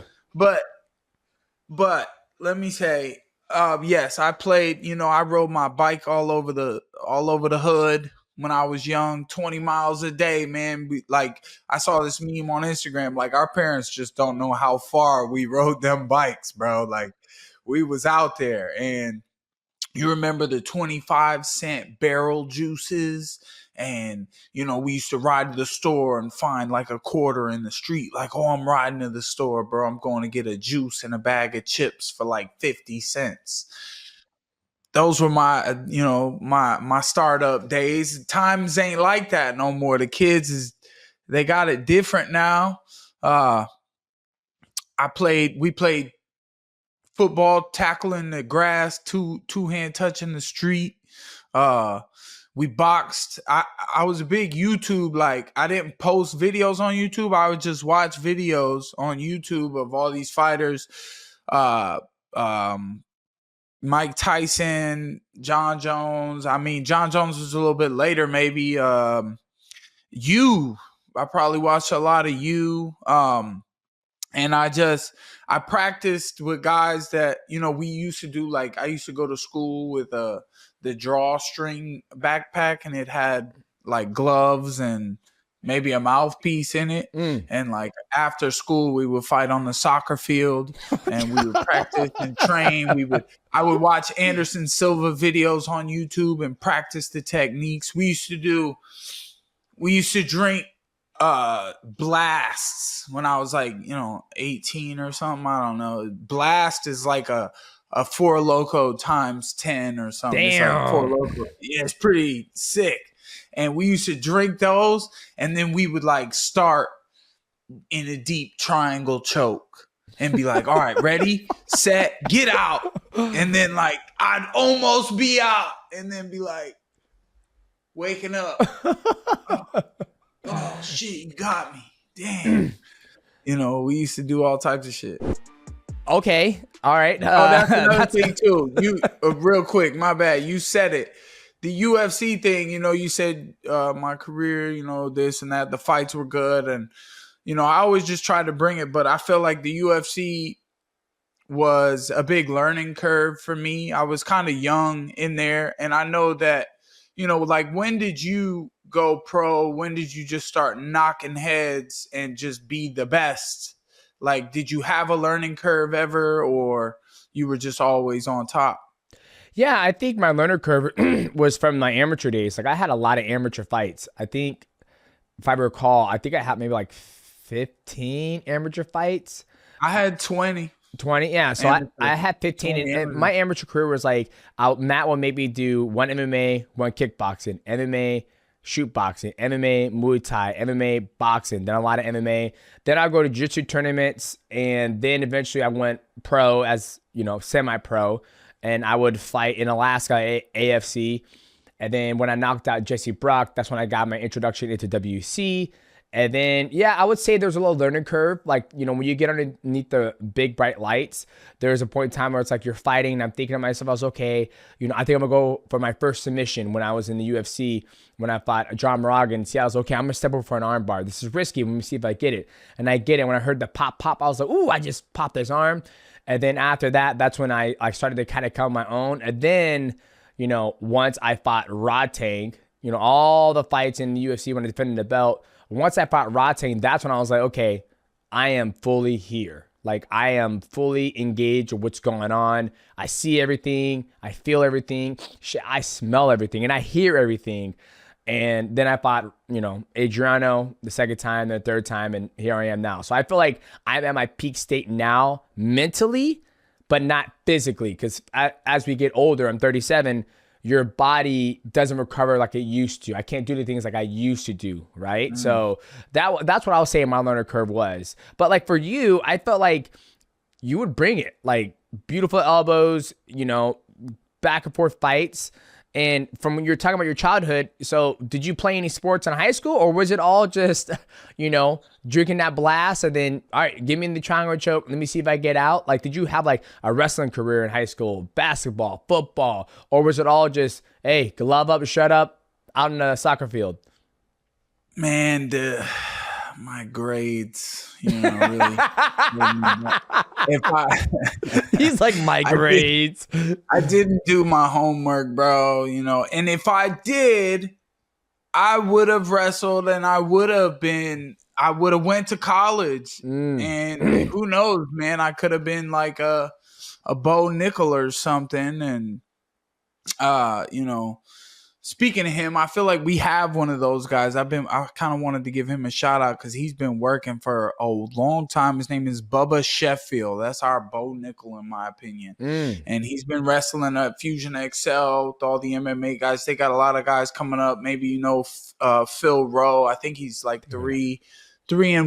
He might have lost a decision in the UFC to Neil Magny, maybe, but. Bubba Sheffield, man, the thing about a guy like that is, I wouldn't say he keeps his head down, but he like stays out of trouble. He stays out of altercations, doesn't have a big mouth on him. And maybe that's why he hasn't been seen quite as much, but he works, he wins, he's a wrestler, he keeps dominant positions, he doesn't get in bad positions, you know what I'm saying? And I've been thinking about my boy Bubba Sheffield, bro. Gotta give him a shout out, man. Well, shout out to Bubba. Okay, let's transition. So you're in high school. When you get out of high school, you don't go to college. When was your first like big MMA fight? Like, walk me through that process of like, hey, you get out of high school, you're like, okay, what am I gonna do with my life? I'm sure you got a job. And then walk me through when you got into the big stage of the UFC. Because I want to talk about the UFC career when how you felt about being in that organization and then leaving it. And then your stardom. I feel like you're a star in the UFC because you had a great personality. You had some great fights. But then when you transition to bare knuckle fighting, it's like you're selling pay-per-views. You're getting 7-figure checks. You were a copy panda. You're on a yacht. So walk me through the beginning of once you started doing mixed martial arts and then into the big show of the UFC. Yeah. I had some big amateur fights that had, my first one was like, it was like this tent in, He said a tent? It was like a big circus tent in Lansing, Michigan, outside of like a Hooters, behind the Hooters. And there was like a couple thousand people in this circus tent. This was my first fight, bro. I fought like a 0-3 guy. And like I beat him in like a minute. And I had a couple amateur fights like that had big crowds. And then I just always thought I always had this idea. I was like, when I make it to the UFC stage and we do the face-offs and the weigh-ins, I'm going to dodge this dude's handshake and be like, thought you had a friend, boy. And I did that shit. And And then like I kind of ran out of ideas what to do. But I had that idea for so long, and then I fulfilled it. I made it happen. So that was against Hung Yu Lim on UFC 202, McGregor Diaz 2, I think. And I beat Lim in the first. I knocked him down like 3 times, and then I went overseas like a month later and fought Daniel Rodriguez or Danny Roberts. He was 13-1 at the time, and then we had a banger of a fight. That's like my fight that I would like to watch. Like if I tell anybody, like I was like free in that fight. It was my first overseas fight. It was like I was establishing my dreams. I came in with the face tap for the first time, and I just banged it out. Like me and Roberts just fought. So that's a good fight that people should watch. Is Mike Perry versus Danny Roberts, and and then there was Alan Jouban was like a month later. So I fought 3 times in like 4 months. Yeah, I fought and fought and fought, and then Jouban was just smart, and he just poked me, and like. Even when I thought I heard him, like, no excuses, man. He just that's one thing that helped me in the transition to bare knuckle is like, I felt like even subconsciously, I just kind of always tried to find some justification as to why or, what was going on, what was going wrong, what's going right, and then I just started focusing on what's going right. How do I make it more right? How do I make it better? No excuses. You go out there and I try to fight in a way, especially in bare knuckle, I try to fight in a way that, 1 is entertaining, 2, it's the platinum pressure. I'm not afraid of it, bro. Like I can take a fucking hit and because you don't feel it till later anyway. So I'll feel it later and then mean it now while I'm in the ring with you. Yeah. Well, it's crazy. So you fought 3 times in 3 months in a span period in your first big organization. It was like 3.5, 4 months, but it was 3 times in the same, as soon as I got in. Yeah, it was like 3.5 months. See, sometimes when you do that, like I feel like sometimes when I've been following your bare knuckle fighting career, you have time to prepare for these fights. Right? Like you did Michael Villanueva Page, and you did another one, then you did Luke Rockhold, and then you did Eddie Alvarez. I felt like there was a good buildup, like good 2 to 3 months before you were going to fight these gentlemen. When you're going back to back like that, especially overseas, and you're fighting these guys, they're fresher, I guess you can say, because you think about it. You fight this guy, you win, and next month you fight this guy, you win. Then you fight Jablan. The 3rd or 4th month, those guys have all been on ice, just sitting there watching you put the work in. And then when you get to the 3rd one, you're probably mentally taxed out. You're like, what more can I do? Right? Like I've already got this check. I'm going to get this check. So I think mentally, and it could be even physically, I don't know where your mind is at that time. But for me, when I sit down and listen, I'm like, God damn, they put this man to work. Call them slave shifts, baby. But it seems that you got through it. Okay, let's if you had to take what was actually, I want to go back. I think what caught my eye the most when you were fighting in the UFC, you said, I ain't gonna have no coach in my corner. Have him take 20% of my check. He goes, I'm gonna have my girl give me water. I'm gonna tell her, hey baby, how you doing? Keep your hands up, baby. Here, drink some water, baby. Walk me through that epic meme that you did, because I laughed. I was sitting there, I looked at my wife and I was like, baby, I should have you in my corner. She goes, that would be great. I was like, nah, I can't. I gotta have Matt. I gotta stay focused. Walk me through that thought process when you decided to do that. Because I loved it when you said it. I was like, that's how he feels. He's gonna make it happen. And you did, and you won. You won multiple times. Tell him Platinum. The thing with the coaches, man, is like, I mean, you're built in with your coaches. You probably had them a while. You know them personally and through your work. But I was having ups and downs. I feel like, maybe some of the excuses I might have had was like, man, you got something to say when I'm doing it right, or like when I win, but then when I'm sitting there in the fight, like, come on, give me something, dude. Tell me what the fuck to do.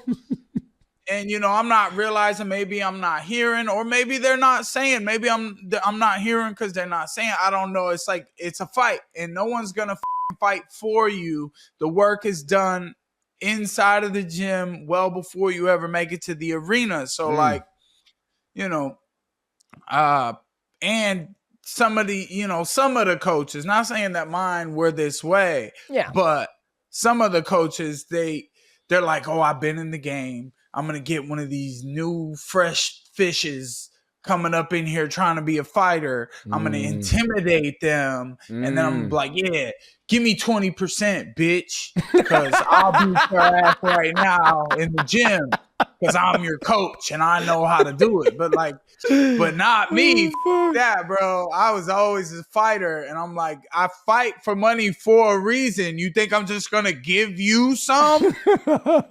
Bitch, you gotta fight me for this money.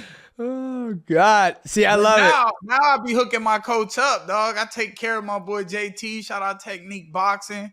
I hook it up. Well, I think you pretty much gave context to that situation that you were in, right? Like you said, me and Matt have a long history relationship. We've been working together for 18 years. So, and when I'm in the middle of the fight, he's able to give me constructive criticism to help me get to the W. To when you were in there, you were like, give me something. Tell me what I need to do. And he wasn't able to give it to you. So he's like, nah, I'm done with that. So now you have a great relationship with your coach, JT. And now you guys have obviously been very successful in the bare knuckle fighting, and it's working out good. So I'm glad you found a coach that you can trust. And I'm sure every once in a while you might have your girl in there give you water, tell you look good, keep it up, baby, keep your hands up. But I just love that. I just love when you did that. I was like, this gentleman is going against the cuff, because you never see, I think the very first time I didn't have Matt in my corner is when I started fighting one championship, and I had my teammates there. And then you're right, everything that you do is in the gym leading up there. And then you have your team. I had my teammates to remind me to stay on track. Hey, you're doing this. Hey, you need to do X, Y, and Z. So it's one of my favorite things of your career, along with your fighting, is when you came out and you said that. I was like, coach ain't getting 20%. My girl gonna help me get this W. And she did. Okay, let's talk about the transition from you leaving mixed martial arts for bare knuckle fighting, right? Like I said, I thought you were very successful as a mixed martial artist. A lot of wins in the UFC, a lot of bonus checks.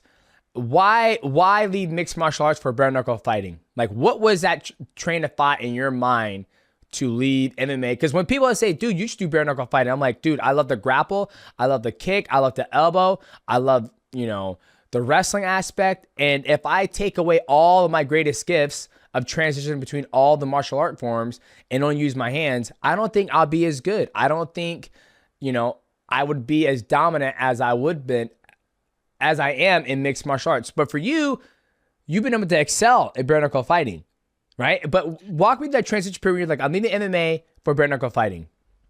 Yeah. Well, real quick, I just want to say that like that old coach at that time, like, we had ups and downs, but that's my guy. I still rock with him. We have been rocking together for a long time. I still go work with the MMA guys because their boxing might be a little different. Oh, 1,000%. Yeah, for sure. So I definitely go get some work. There's definitely some good people over there, good bodies to train with. People try to get me, and it was my coach at that time. He just kind of wanted me to take down or to grapple, and we would train it so much that I feel like, and I was good at it in certain ways, in certain positions, but like, I've always been this boxer. I just want to brawl, stand, and bang, and just work. I'm mostly a hands guy. Like, even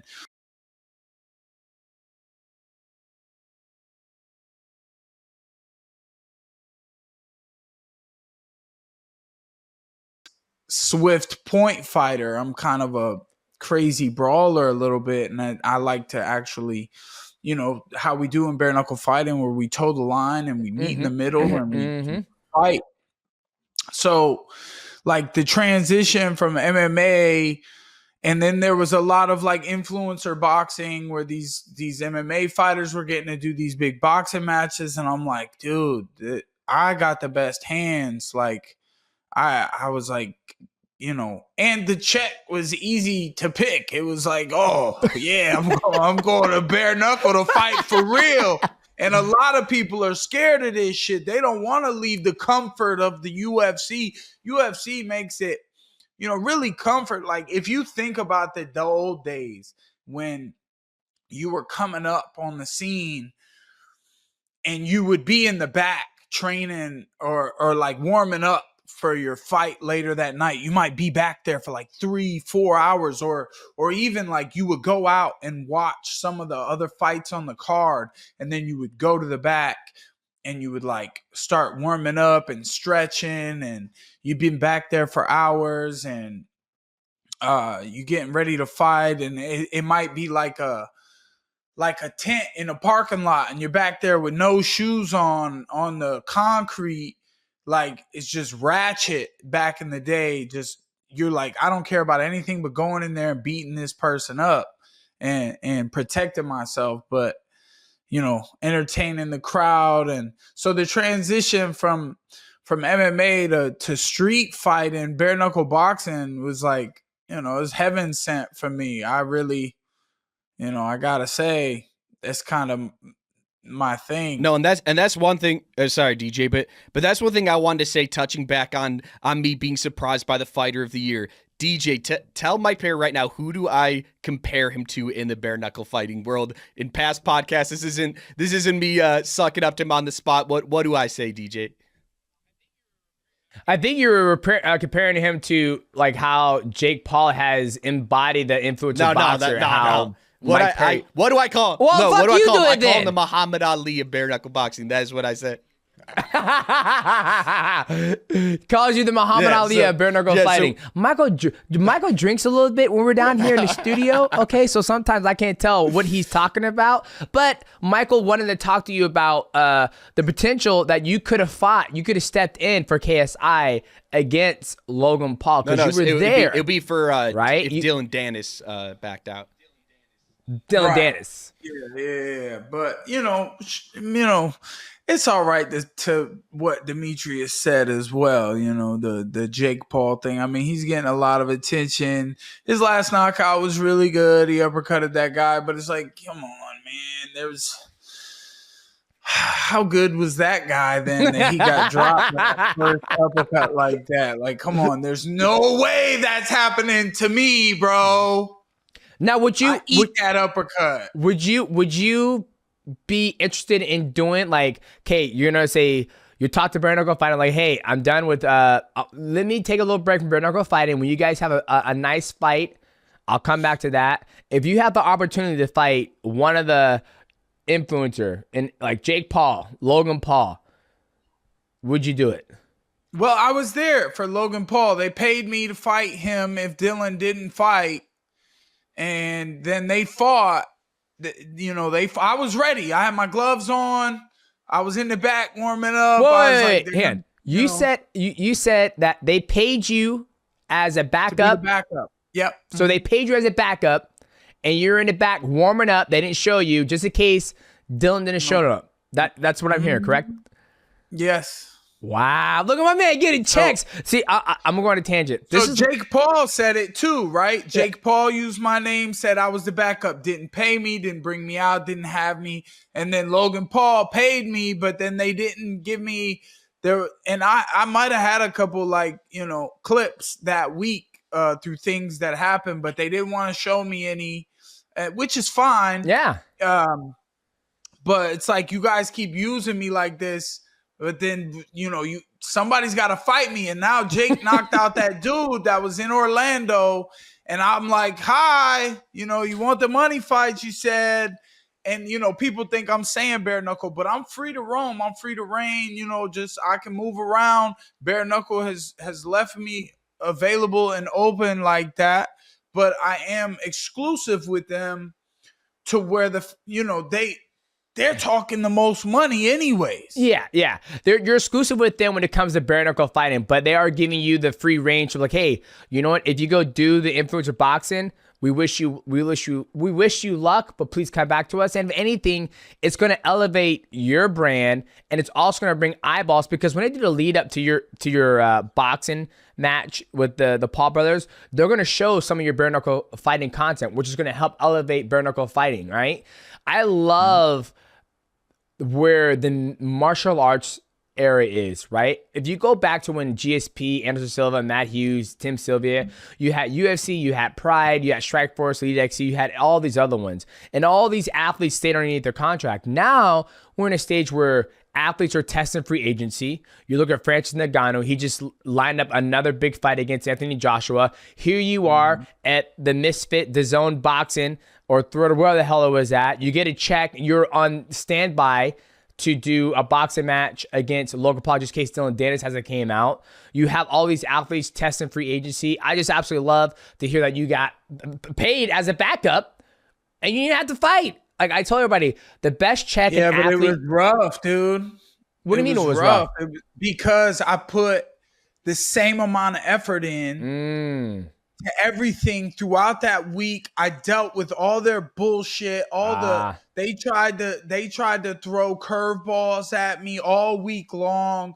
In the mental game, the mental prep, the weight, the diet, just even a moment of dieting, like you start to feel it, your brain switches on and get your body in this mode. And then it's like, I'm in the back and I'm like, am I going to fight? I'm going to fight. Let's go. I want to go fight. And then I don't get to do it. And then I see the crowd.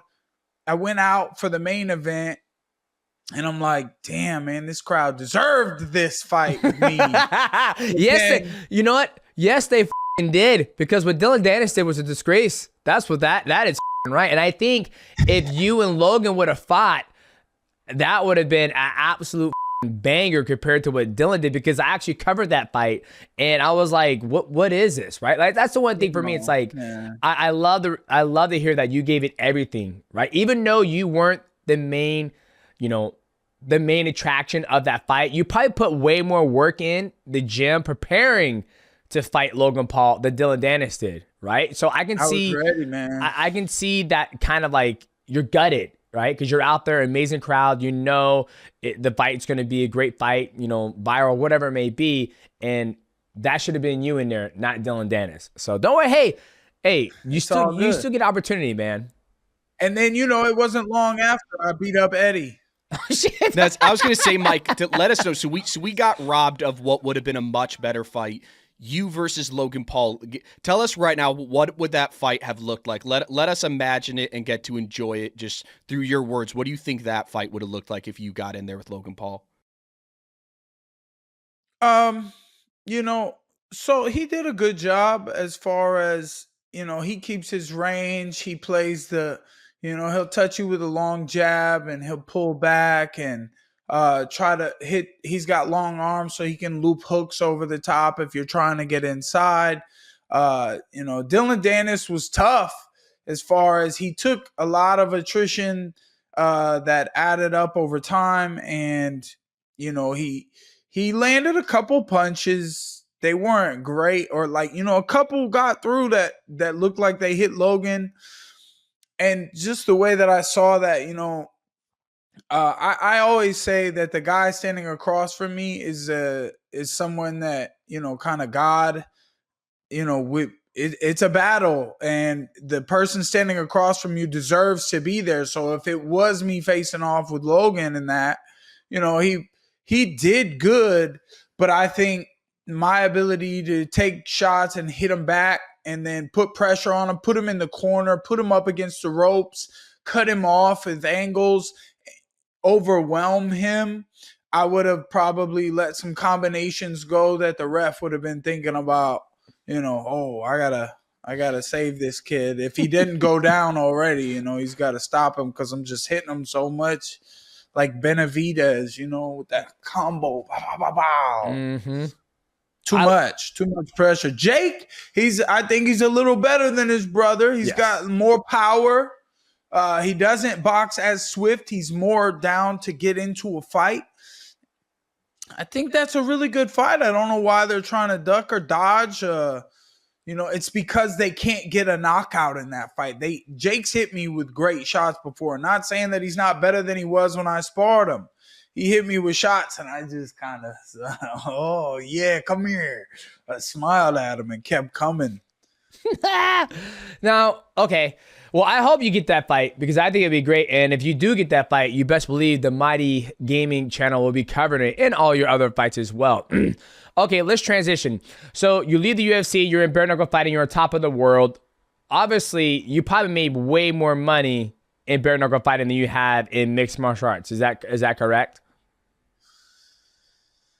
Yeah, I mean, everything works out with God, man. I mean, God's always giving me enough and plenty. And now I'm in a position in my life where I'm like, damn, I really have a lot. Like, I think I made it, bro. I just got the new plaid, the new X model plaid. Okay. Brand new, has like 30 miles on it. Oh, man, that car is amazing. Shout out to Tesla. Elon Musk. I'm happy to hear it, baby. I'm happy to hear it. So we're like, you're doing the bare knuckle fighting. You're looking to get a fight potential with Jake Paul, Logan Paul. You're open for whatever.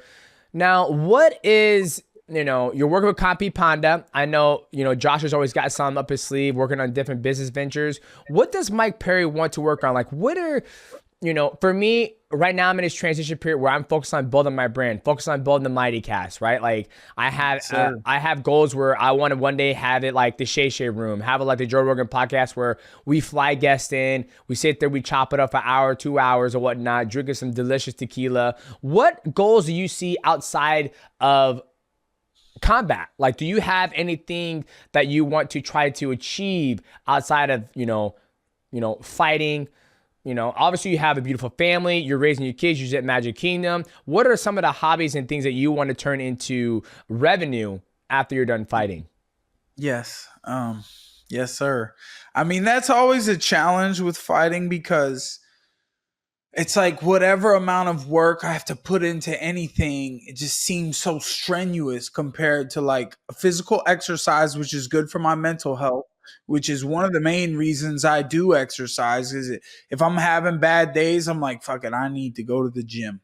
And as soon as I work out, I'm like on my way home and feeling better about myself.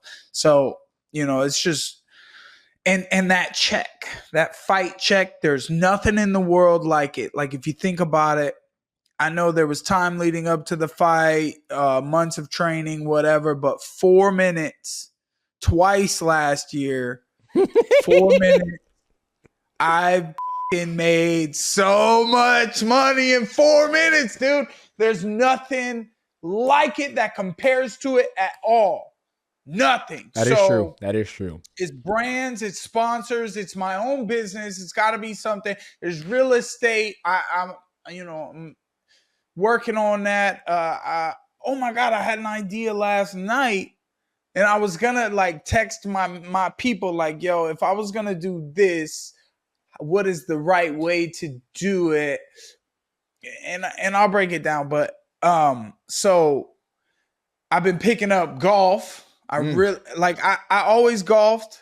It's just another sport for me. So I like all sports. I just more free time. But man, playing 18 holes of golf is like peaceful and it's enjoyable. And we said on the court on January 1st on the course, sometimes I hit it good, sometimes I hit it better. It's I know that. I know sometimes you got a good swing, sometimes you swing, you just whip it. We call it what the f. Like, what the f?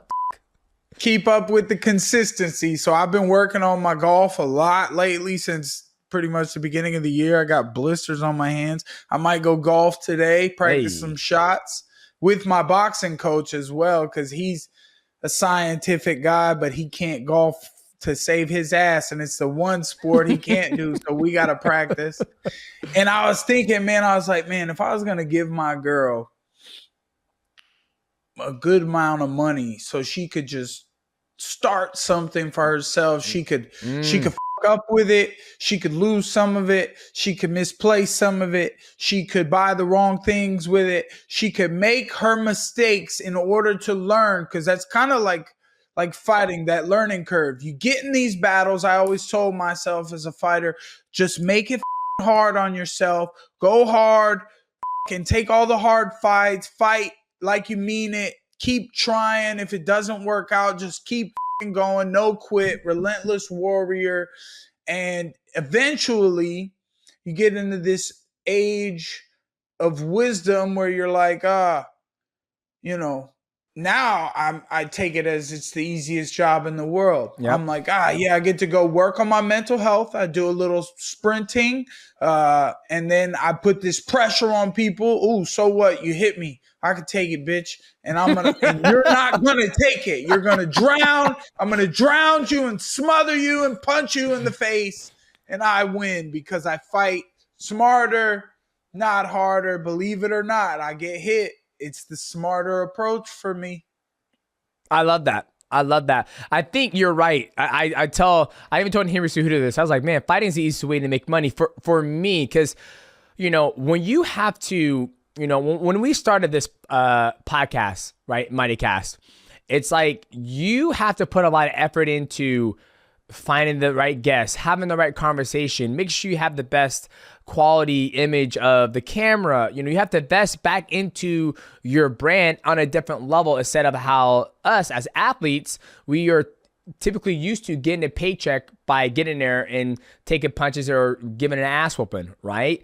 And nothing's going to give you that type of velocity of money once you fight, right? Like you say, you fought last year for 4 minutes and it was the most money you ever made, right? You're never going to be able to find a job out there where you're going to do something for 4 minutes. You're going to make, a 6-7 figure check. It's just not going to happen. But then, I sit there and I talk to my wife. I was like, man, I'm never going to make the same amount of money I did when I fight. She goes, yeah, you won't if you have that attitude. But if you have the attitude that, you can, and you slowly start picking away, you slowly start, you turn on the faucet, every drip, that bucket's gonna keep on filling up. And when you said that, like, fighting is the easiest way to make money because anything else is very strenuous, I connected with that because it's very hard. When I've been fighting for 18 years, you've been fighting your whole life. You're still going, right? You're still going. You're a little bit younger than me. And now trying to find different avenues to create that revenue in to when you do leave fighting, you're okay. Now, but you still got 10 years. What? I am 37, Mike. I'm 37. Romero, Dan Henderson, Anderson Silva, 47 years old. Yeah. All of them are still fucking phenomenal. Yeah, I know, man. But I think for me, and I'm not saying I'm done. I'm just saying like where I'm at in my stage of my career and my life is. You thought you were closer. Yeah, not that. It's just when I have 3 kids. In the last 18 years, I buried my sister. I was training for my fight. My mom got cancer. I was training for my fight. Now my in-law is a little bit older and he's going through some procedures. Guess what? I'm not training for a fight. So I can be here. I can say, hey, babe, go take care of your dad. Go take care of your dad. I got the 3 children. I could not imagine telling my wife, hey, you can't go be at your dad's appointment because I got to train for this fight. Because I know mentally that's how I am as an athlete. Like when it's training camp time, I'm not the only person who's in training camp.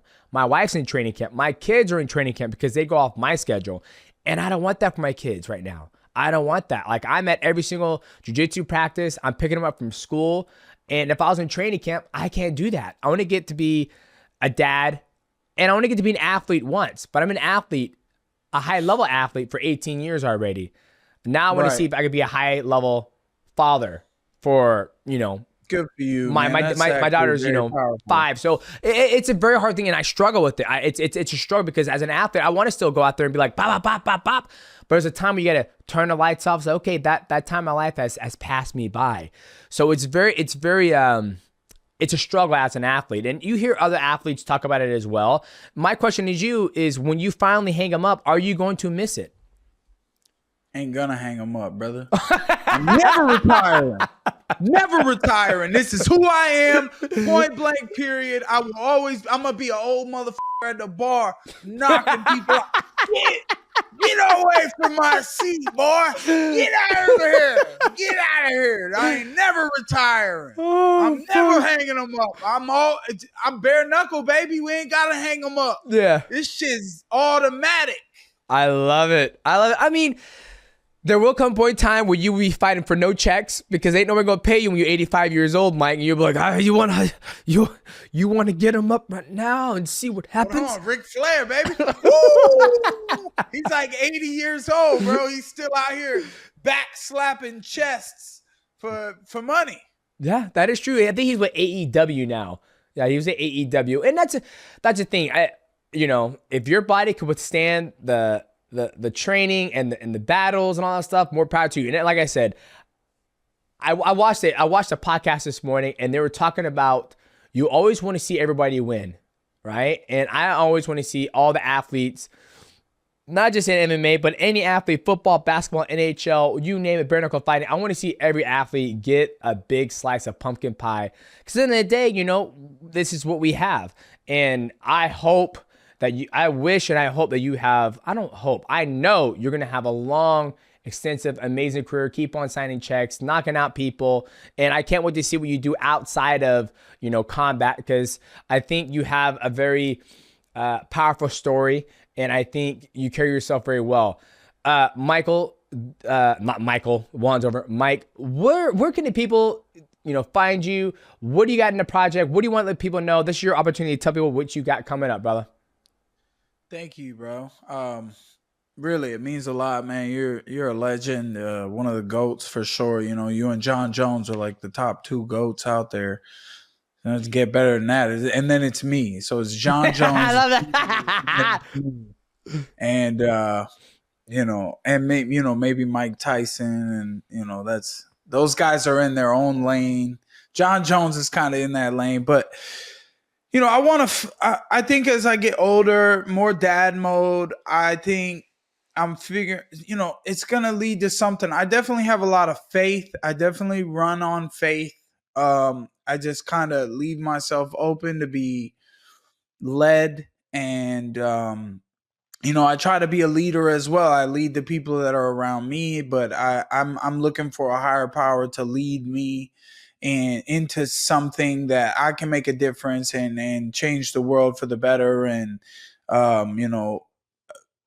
something, just give back to the community, find a way to make a difference in positive, I do at the boxing gym, like a lot of people look up to me, like kids and other stuff. So I'm trying to fix things and make myself more mainstream sometimes and just be less of a young idiot and more of a wise warrior, if you will. And, what's that thing? General Sun Tzu say, it is better to be a warrior in a garden than a gardener in a war.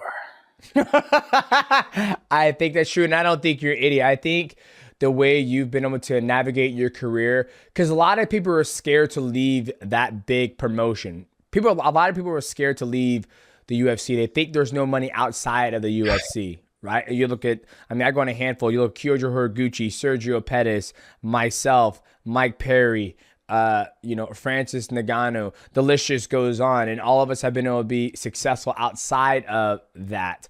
And I think you are a living statement, a living proof of that. So I agree with you. I'd rather be a warrior in a garden than a gardener in a war. When do you want to come back to combat? Like, are we going to see you first quarter 2024, second quarter, third, fourth? When is the King of Violence going to be able to grace us with more of that violence in the circle, or whatever the hell that shape is in bare knuckle fighting? Yeah. It's a squared circle. It is a square on the outside with a circle of metal barbed wire on the inside. There was talks of February. Damn, that's next month, Mike.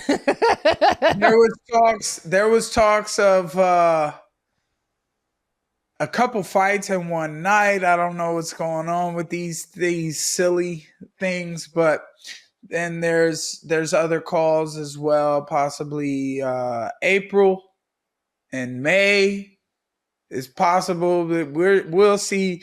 So I don't know, where is April, first or second quarter? That's second quarter, January, March. Probably second quarter. So, first is the worst, second is the best. It don't matter. I'm the one with the treasure chest. You know what? You should write a kids novel. You should write a kids novel. I think you'll be able to do That's funny because I was telling people I had my kids and they were being bad, and I was like, I'm gonna write a kids book and call it "Come Here, You Little Shit." Before we let you go, Mike, one thing I did want to talk about a little bit more in depth is that your last fight against Eddie Alvarez, because that was, we already saw what you were capable of in there, but we actually had Eddie Alvarez on the MIGHTYcast before that fight. And can you kind of just go through that fight? Because it was so interesting, because the first round, it looked a little bit like, Eddie had a pretty good first round, landed a lot of shots, but that second round is where we really saw the unleashing of this almost final boss, Mike Perry, bare knuckle. So what was kind of going through your head in between rounds where you saw an opening that you were going to have in that second round to finish the fight? Yeah, man, I think I went out there knowing that I was about to be hit. It's a bare knuckle fight. I was like preparing myself to. I figured Eddie was a little smaller than my last opponent was a 185er who was big, and we had a claws, and so the gaps were different. And then Eddie was a shorter guy. I thought, my reach might touch him up a little differently. He moved pretty good at first, but I also had my game plan of just keep putting pressure on, try to shoulder roll some of the shots and put my body weight towards him and really press him into the ropes at some point. And get some shots off, land, short little cutters, but penetrating shots. Like every shot I throw in the boxing ring is as hard as I can throw it, because I expect the same in return, to you to hit me the same way. And the fact that he wobbled my leg once, like I had a little buckle in there after one of his left hooks. I was like, that's weird. I think that was my first warm up mentally, when that little buckle hit me and I just shook. I just kind of shook and then fucking put my hands back up. It's like, all right, bitch, here we go. Now I'm ready. And sometimes I got to try not to get hit first, but he did all right. But if he, hey, if they want to do it again, if they think he had enough success that he could maintain throughout a fight performance, come on, bro. That was 4 minutes. There was still 6 minutes regulation, and I was looking to do damage. And at the end of the second, I hit him a couple times, and his punches, I started catching with the shoulder roll. I was blocking shots with my shoulder, turning. I hit him with a couple nasty body shots that made him go, "Hoo!" And I was looking at him at the end of the second, like, yeah, bitch, I'm figured you out. And then I'm standing there and I'm jumping up and down, and I'm like, Eddie's still sitting down. I'm on the line. I'm like ready to go. I make it my thing with those fights to be the one toeing the line. There's still 10 seconds left in the corner. And also my coach, when I went back to the corner after the first, he was telling me some shit that I needed to hear. I just kind of went out there and scrapped the first round and took some hits because that's part of the game and it added up. And then he's like, come on, slip off the side, get that up jab in there. He's moving his head under the jab with the left hook, so catch him underneath. And I was like, right, okay. And then I did that. Angles, offset, head movement, up jab. And then sure enough, in the second round, I'm jumping. I'm like, oh, what's going on?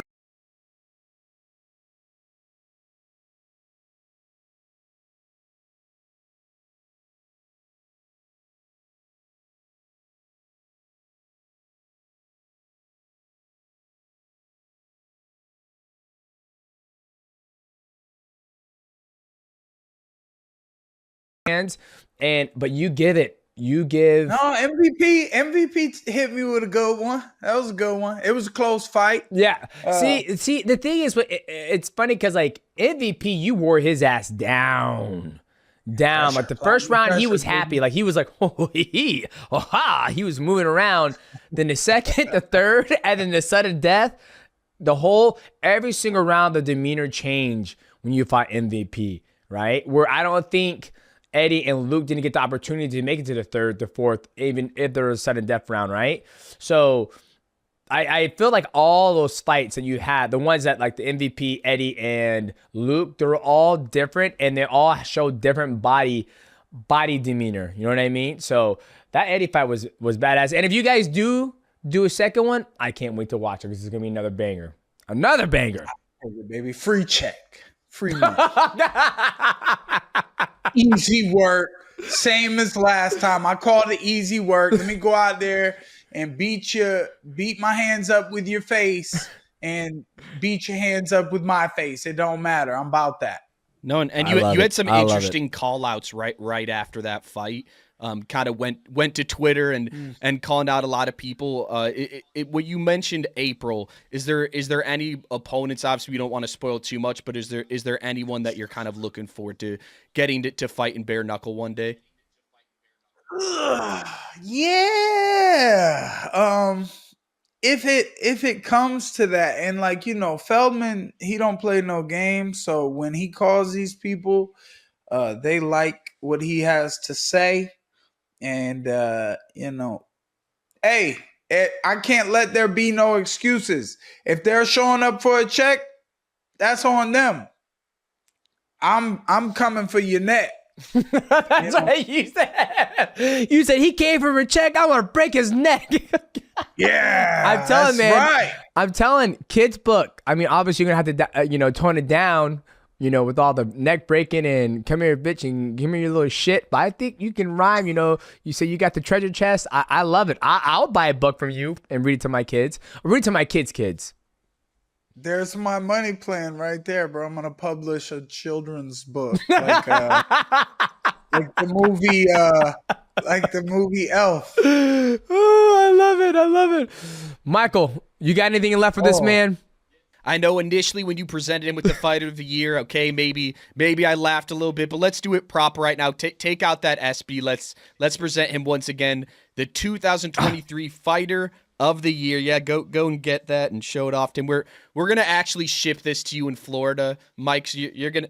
No, we're not. We got to get it made. We got to get more money. Don't be trying to skip my shit away, Michael. Give your own shit away. I earned this motherfucker. You understand?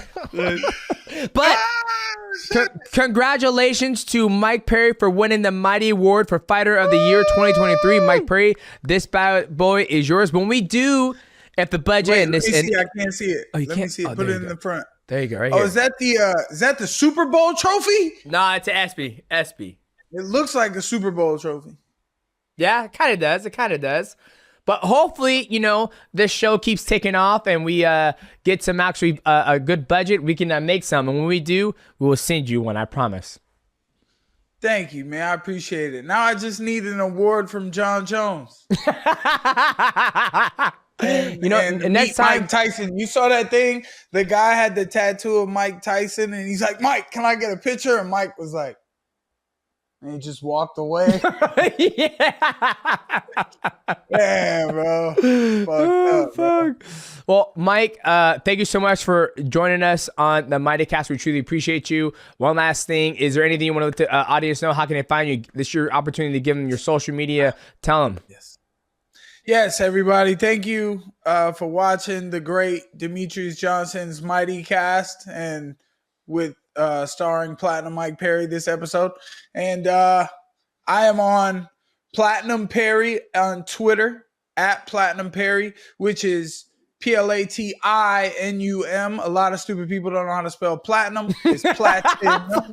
Just saying. It's at Platinum Perry. And I am on Platinum Mike Perry at Instagram. So check me out on there, man. I'm always trying to, and I got a new car. I'm going to make some cool new TikToks. My TikTok's not great. I don't even Oh, I think I'm what is my TikTok? Platino Dinero or Platino Poppy, like Champagne Poppy Drake. But I'm Platino Poppy on TikTok. And I'm gonna make some cool TikToks with my new car and shit. I love it, man. I love it. Well, once again, thank you guys so much for tuning in. Thank you to our guest, Mike Perry, and thank you to my host, Michael Wandover. This is the end of the MIGHTYcast. Appreciate you guys. Make sure you like, subscribe. Also, hit the bell to know when we drop another banger. We out.